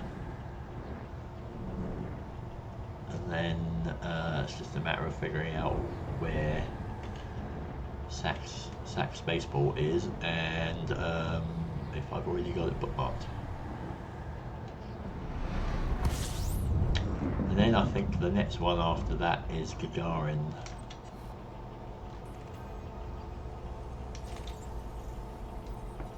This looks more like it.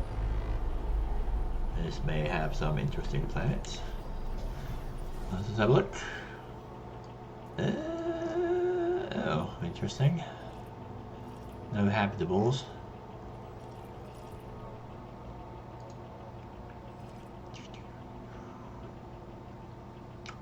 It's kind of a shame that they don't make anything interesting out of the belts. I know they're going to add stations to the belts in 2.3, but it'd be nice if we could actually go to belts and find something like wreckage or some alien artifact or something, I don't know, but because they just seem to be ignored by everyone except miners. That one's a close one. Looks like it's a, I don't know why it does that. Probably a rocky one. It's another one. Wouldn't mind checking out those big planets out there though. That's another interesting one. Because I bet these are pretty high gravity, although they're probably icy. 2,000, 1,000. Let's divert. Let's go and have a look at these ones. Fuel scooping. 831. Fuel scoop disengaged. Okay.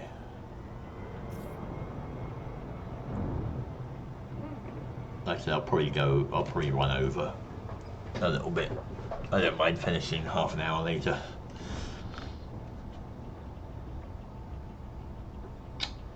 Ah, NGC 7822. That is a great place.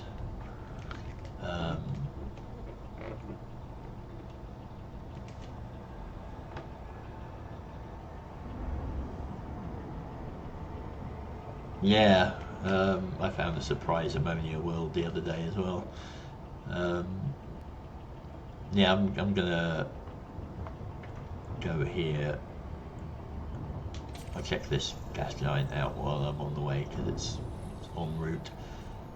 But I was gonna have a look at the gas giant as well. Yeah, NGC 7822 is great. There's just loads and loads of O stars and nice views. It was a little bit. I mean, there's like what 40, 50 O stars in that line of stars that runs through the middle of it, so it got a bit repetitive after a while. But I kind of did every 4th or 5th star.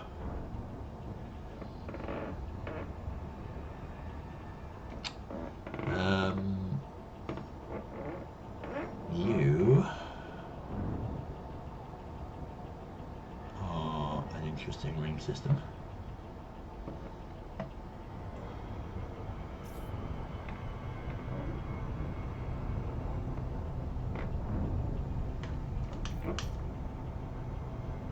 We do fly over this. Let's have a look at that satellite back there.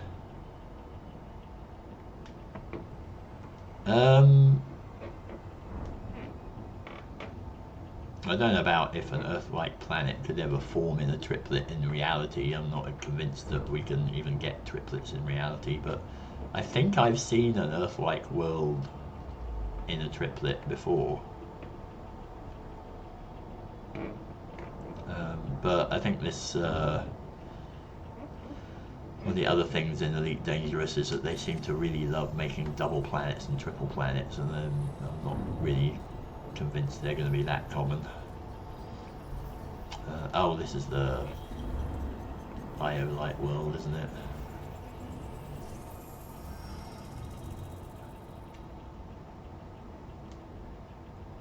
Io-like volcano planet, which we can't land on.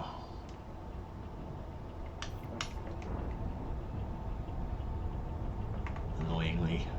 It'd be nice if we could.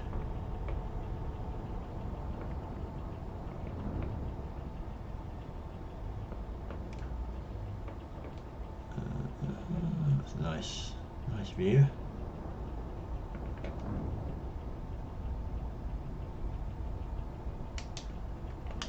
There we go. Right, where was this other planet? Oh, it's that one. We want to go out here, don't we?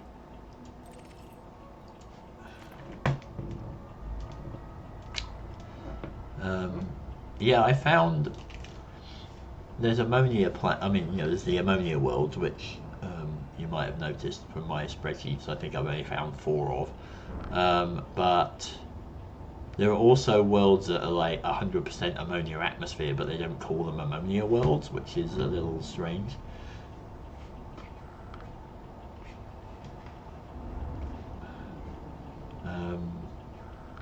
They're like, you know, even though you're entirely ammonia, you're not an ammonia world. Maybe it has to be ammonia and oxygen or something, which seems very unlikely chemically, but whatevs. I think I've found water worlds with rings. I'm not sure if I found Earth-like worlds with rings.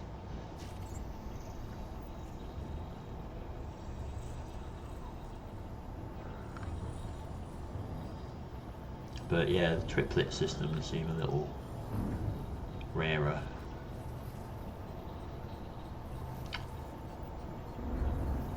But you know, I mean, I'm assuming, you know, 'cause I kind of wonder, you know, you've got a planet and a satellite, so what makes that a planet and a satellite system as opposed to a double planet system? And I'm assuming if it's like, you know, reality, double planets are where you have, you know, the objects are so similar in mass that you would have the barycenter outside either of the objects, so you know they're orbiting a central point, so you could call that a double planet. But I've seen things that are that's obviously not the case, or it looks obvious that it's not the case. I mean, if you've got like a brown dwarf with a rocky body around it, well, the brown dwarf's going to be way more massive than the rocky body. So I would imagine the barycenter would still be inside the brown dwarf, and yet they list it as a double planet. So I'm not sure what's going on. I'd have to crunch the numbers on that and see if it really is.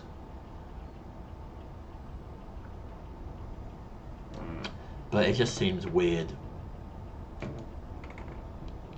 Yeah, it seems like they're throwing too many double planets in here when they really shouldn't be double planets, and they should actually just be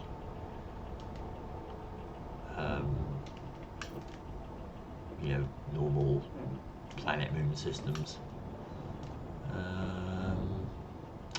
So we were going to look at that innermost satellite here, weren't we?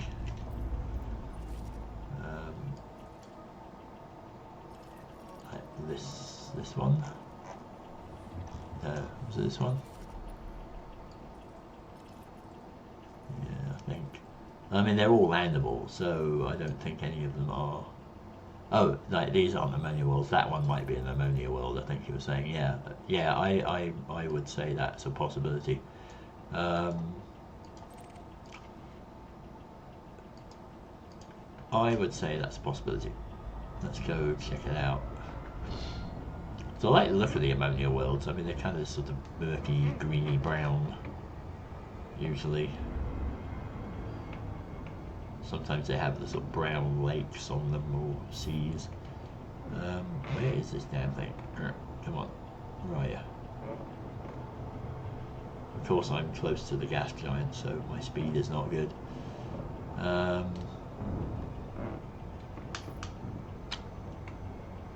Hello, where are you? Is it down there? Like the sun shining through the rings there.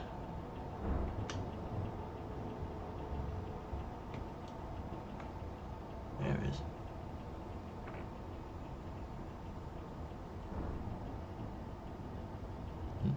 Yes, next, I'll remind people again at the end, but next stream is on Tuesday night, West Coast time, and then there'll be another stream next Saturday. But if you're in the UK, the clocks here in Canada, North America, are going forward tonight. But in the UK, they are not going forward tonight. In the UK, they go forward in 2 weeks' time. So that means the time difference is going to be different. I think we're now 8 hours behind the UK, and oh, it wasn't Ammonia World. Nice. Yeah, so we are now 8 hours behind the UK. As of tomorrow, we are going to be 7 hours behind the UK, which means that the streams are going to be different time for the UK next week. So, yeah, if you're in the US and Canada, it's still, we're going to still be in sync. That's a nice little shot, isn't it? Let's stop that. Get a little bit closer. See if we can get the nebula in the background there. I thought I'd changed the setting that makes the nebulae look a little more high resolution in the game, but it doesn't look like that's actually worked.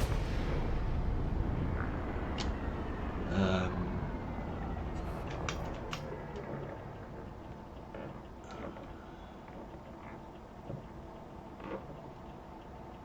think that's a neat picture there.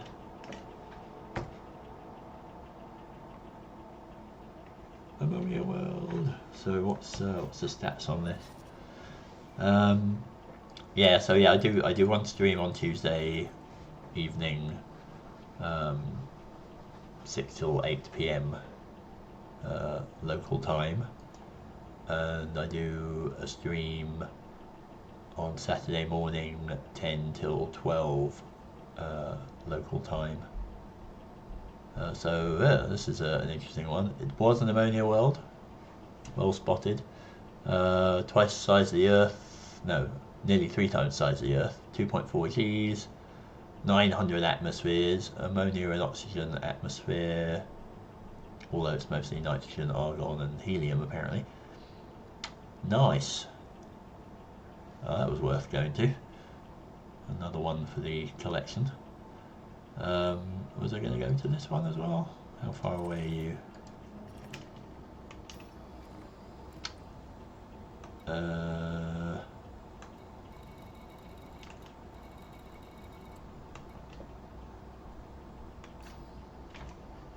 Wait. Yeah, that's the one I'm looking at, isn't it? No. No, you're up there, right. So let's go over there. Yeah. Yeah, that's a good spot. I should have suspected because of the colour.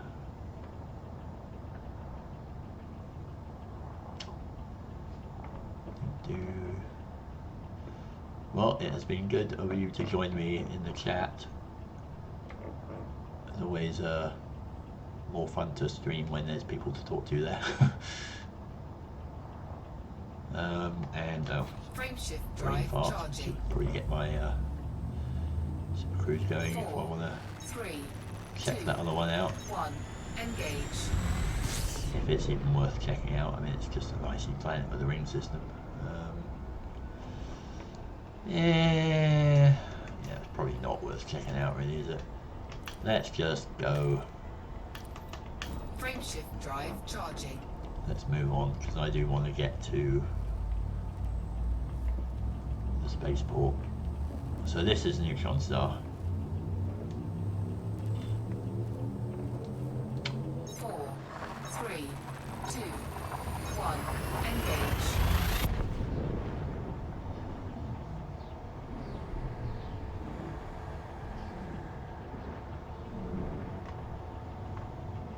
Let's just get on with it. You're another slow one. Huh. Really would like to find the millisecond pulsar again because those are much more fun.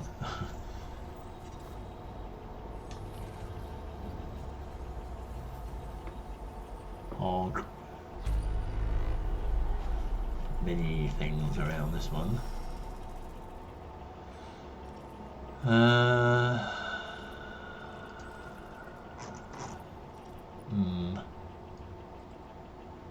Lots of heavy metals.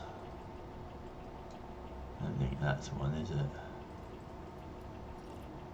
It's just like heavy metals, but they are 25,000 light seconds away, so they're a little bit too far. Where's the other companion? You are not too far away. Just get a scan of you in. I guess not that I need to, but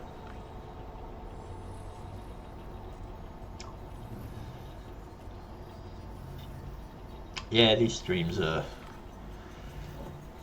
by their very nature, are going to be fairly chill because, you know, it's just watching somebody hop along from system to system and talking about things. So, I am tempted, if I'm going to stick to a 2-day, oops, crash, if I'm going to stick to a 2-day thing, that happened, that was weird. If I'm going to stick to a 2-day streaming thing, then I might actually do a different game maybe on one of the streams. I was thinking about that.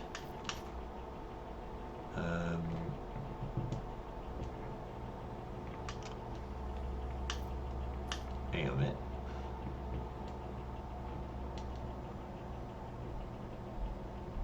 Huh, you hear that?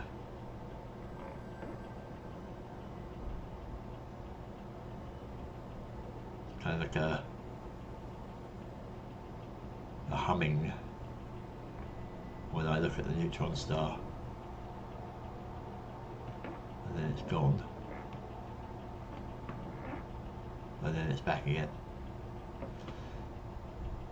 So notice the Frameshift drive charging. the black holes made an interesting noise.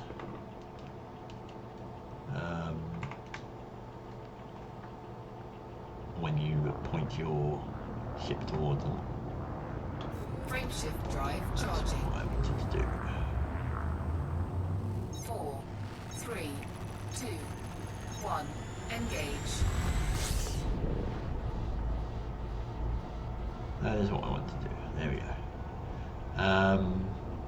Yeah, I guess the neutron stars have a weird noise as well. Alright, so I guess I got a little bit too close there, which was a little strange because usually I can judge those fairly well. But let's try that again. So I know I'm up here, that should be a little bit easier.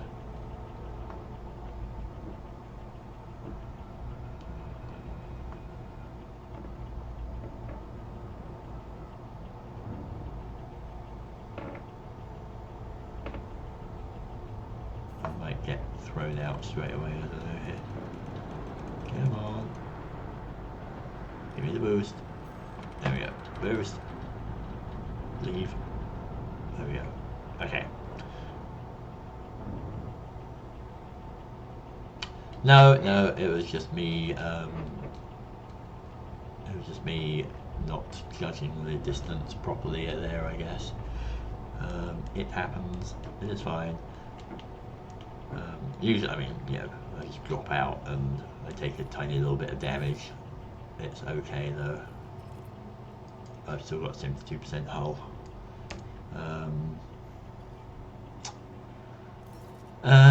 Right. Now, let's see if we can get this route plotted out. So, I've got a boost. I clearly need to go over here, or can I get down there? Is that, can I actually do that in one go? Oh, so close. You want to go visit one more neutron star and then go down, or do we just want to head down to the nebula? I like getting neutron star data though. Because yeah, I mean that'll be well within range from there, so yeah, that is the system where Sac Station is, or Sac Spaceport is. So alright, let's do one more neutron star and then we will be there. Hopefully this neutron star will not kill me. Yeah, I mean the neutron stars are more money, I guess, but I'm not really doing it for the money, really. I mean, it would be nice if by the time I got back I could afford an Anaconda. But the most expensive ship I have is Python at the moment. Are you interesting? Not terribly. Another slowpoke. There is another planet here though. Have a looky. Oh, really? Backer number 469732. Okay. Did you not rename? That's. I wonder if these are ammonias. They don't quite look sickly green enough, but they could be worth a look. How far are you? You're 5,000. A bit away from everything. Alright. We'll get the boost. And then we might go check out those two planets and then we'll head on in.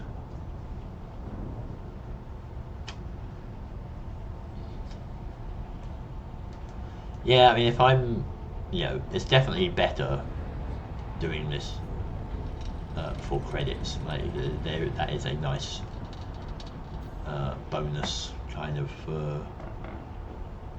going out and getting the screenshots, getting the ratings and so on. I mean, the rating is kind of a bigger motivation, you know, trying to bump me, you know, get up to elite on that. I suppose the way you do that is by money. So, but I pressed the wrong button. Wait, back to the system map. I suspect they are going to be HMCs, but they're not that far away. They're only about 3,000 light seconds away, I think. Yeah. So we might as well just go check them out.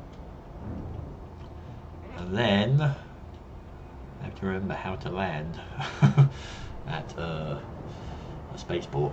It's been a while. It's funny that they made all these refueling stops surface stations, which kind of buggers up anybody who doesn't have Horizons. I suppose they made that so that, you know, to encourage people to buy Horizons. That's a little bit sneaky of them.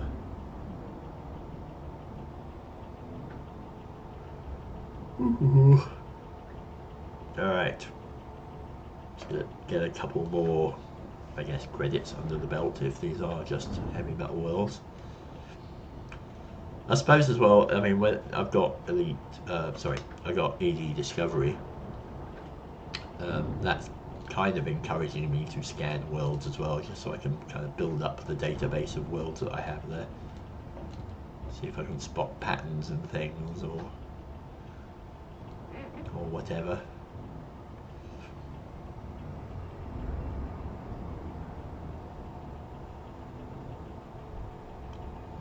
So yeah, overrunning a bit, but I want to get to the station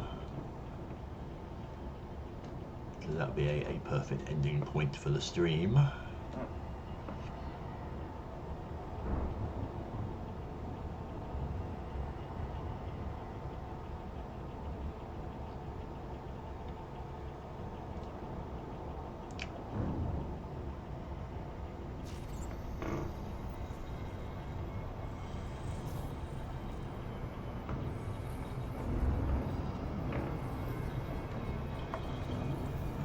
Shoot you. That's fine. I do not consider it a loop of shame. We are very close to that nebula, very odd shape.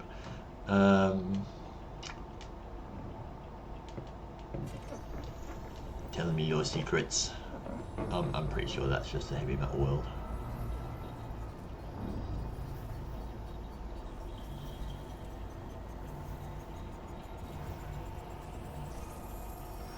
Yeah.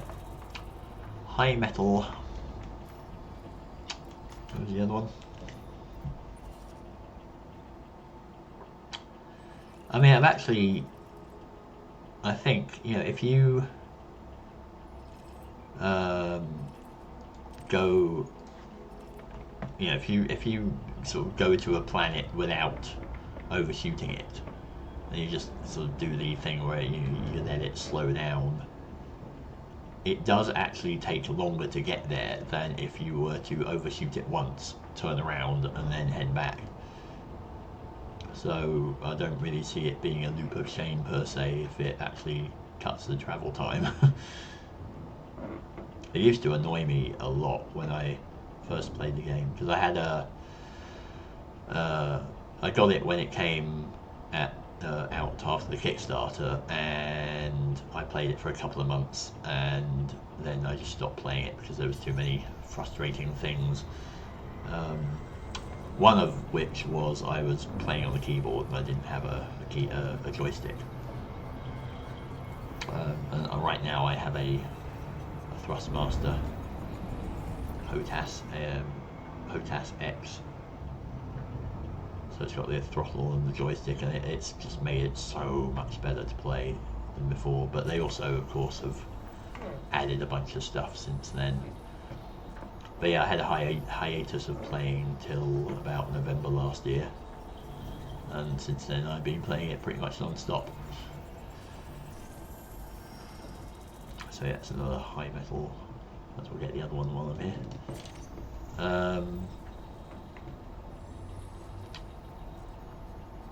Yeah, joystick definitely makes a massive difference. I can't imagine playing it on the controller though, on the Xbox or the PlayStation. I mean, that's going to be... Yeah, how do you have enough buttons to do everything? I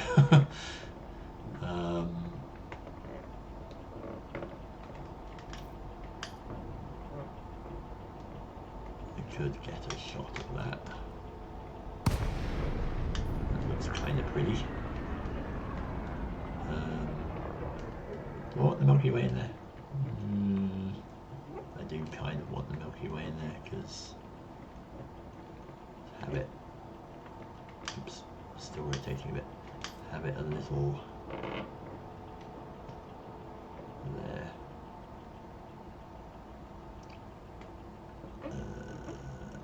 Sure, let's do that. Okay. Just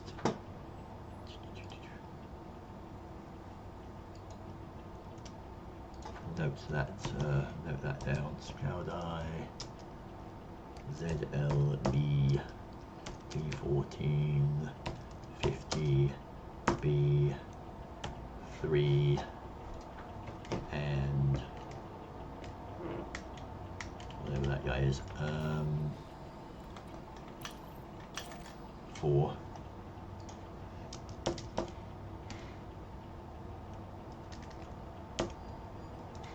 And this was the system that had the neutron star, right? Yeah.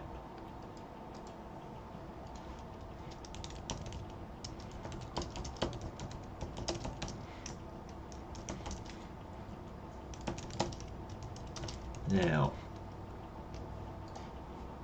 let us, get going.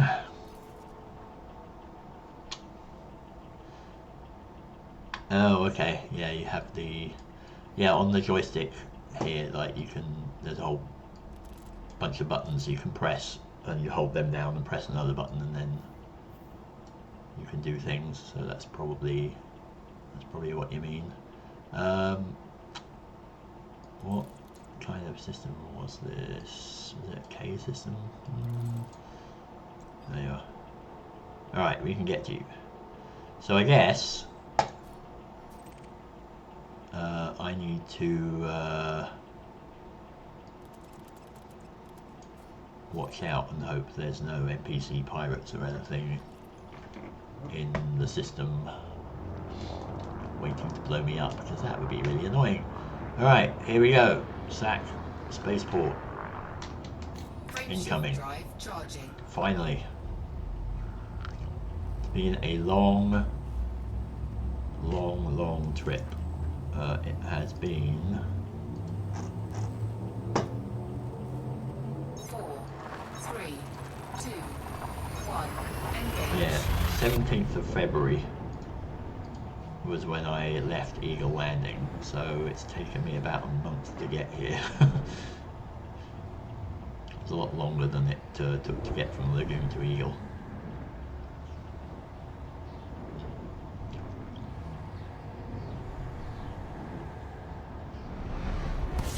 Yeah, reached the save point, yay!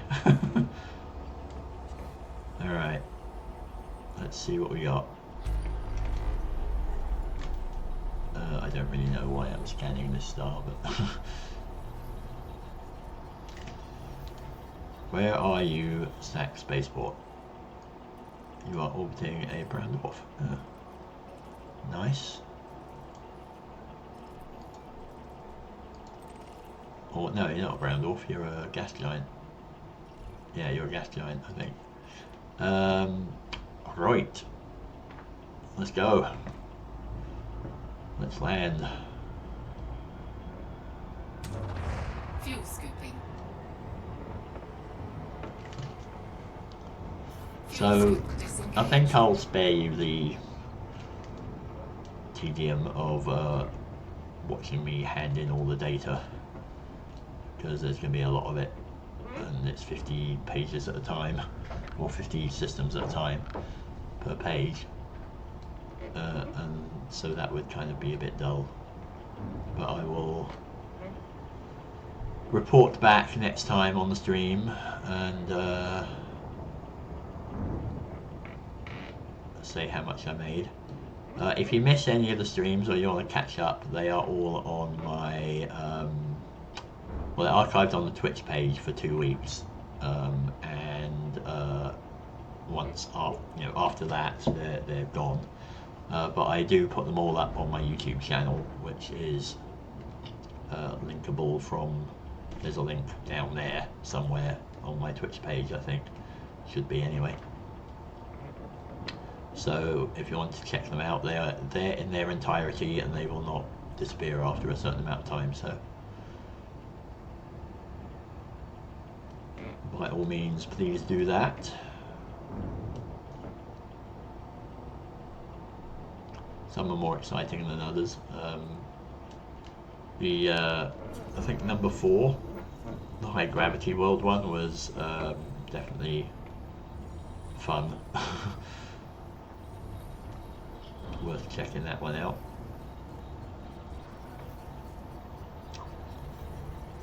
Here we go.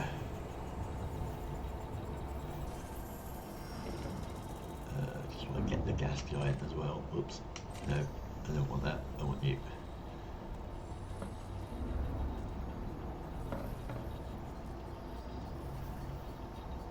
See, that's a nice one. It's like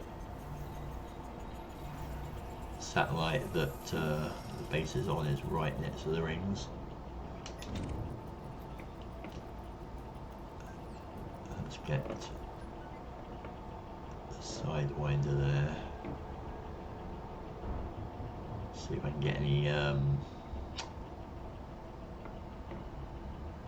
what do you call them? What are they called?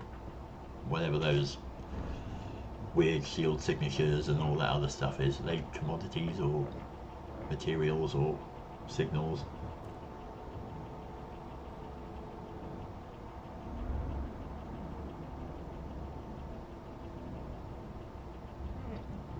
No, that is good. Like chatting in the chat is what it's there for. Otherwise I will just be talking to nothing really, which is less fun. So yeah, don't be afraid to say stuff in the chats and ask questions and things like that. They're always good.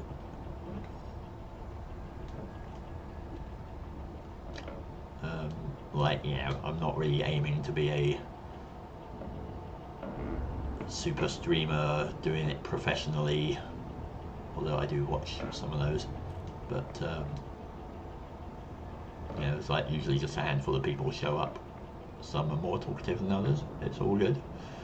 Yeah, data for engineering. That's what it was. But yeah, that's cool.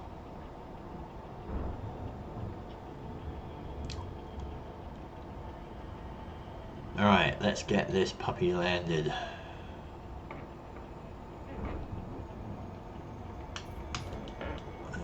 Got any interesting kind of views? Do gas giants up there, that's nice. Cool. I hope they put us in a landing pad that has a nice view of that.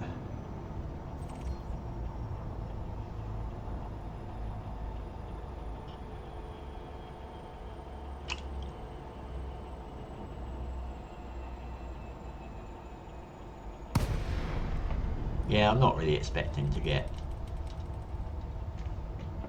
even dozens, never mind hundreds of viewers, given this is a fairly specialised kind of stream, just watch somebody do something that isn't, you know, amazingly exciting. I mean, I suppose I could crash into planets more often or something, but but yeah, it's a fairly relaxed stream, so whoever shows up is awesome and welcome. You know, hope you hang around, hope you come back. That's all good. How far away am I? Lincoln Mike Alpha Lima. Ah, Welcome to our starboard, Commander. Please fly safely within the port perimeter. thanks, Russian guy. The first human voice I've heard in God knows how long. Well, in about a month. Where am I going? We are now within range. Where do you want me? Request approved. Adjust heading for approach to pad 07. 7. Oh, that's over there. I just have to watch I don't smack into any of those ships here. Hooray!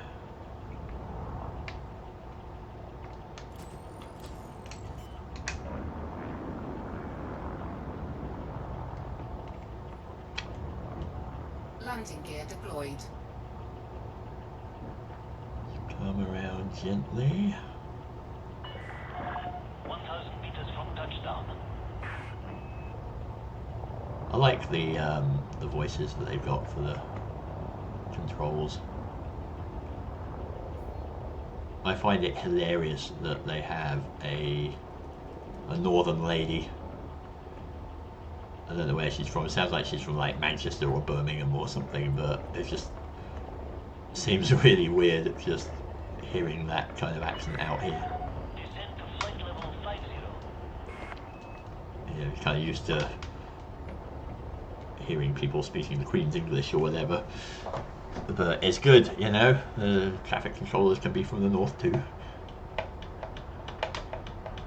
And then there's like, I think there's the Indian sounding lady who's always nice to hear.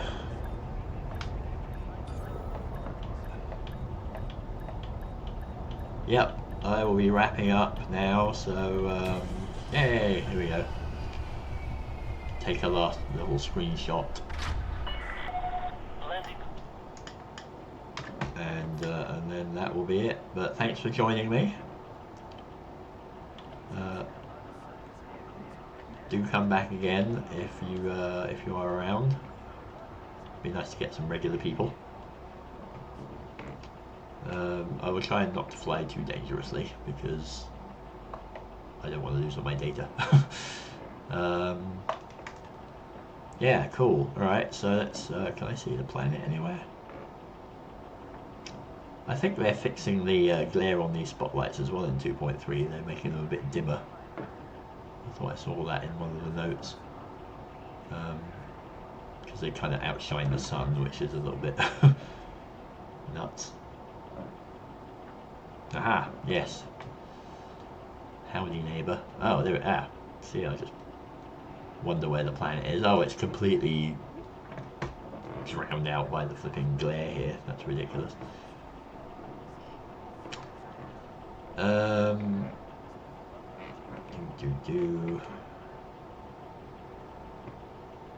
Can I get a shot of the ship and the planet in the background, or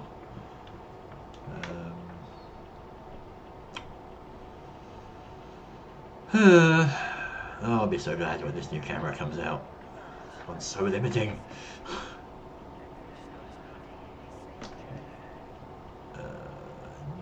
Yeah, not really. Alright, I'll just take a screening of me landed.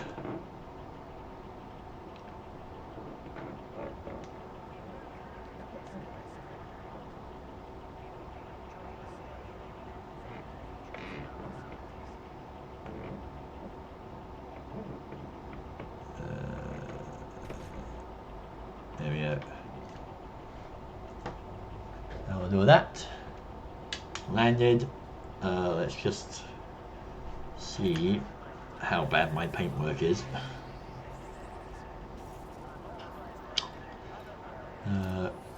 Refuel, restock, repair all doesn't fix everything, does it? But 79% ship integrity. Yep, my paintwork is at 0. Hooray, I've done it. That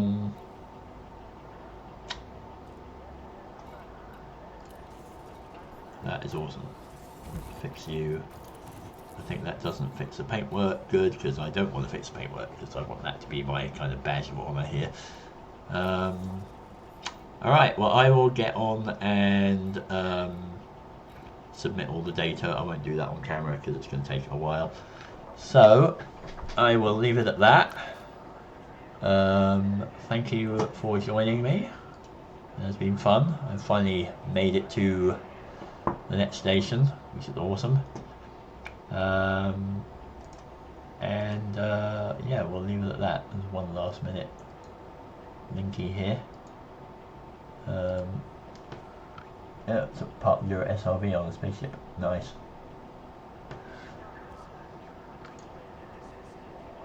Yeah, I was going to say, is that an Anaconda? But yes. Cool. Alright. Thank you then. So remember, next stream is on Tuesday, 6 till 8 PM local time here, which is, I guess it's going to be, what is it? We're on PST now. Is it PDT or something? Daylight time? But that's going to be daylight time. And then next Saturday there will be a stream, 10 till 12 daylight time. So if you're in the UK watching this, remember that's 7 hours different, not 8 hours different. Okay, so let's type a little thing here. And I will sign off. So yeah, I'd say fly safe, but that's Scott Manley's thing. So fly in a slightly risky manner and explore lots. Alright, see you then. And yeah, catch you on Tuesday and or Saturday.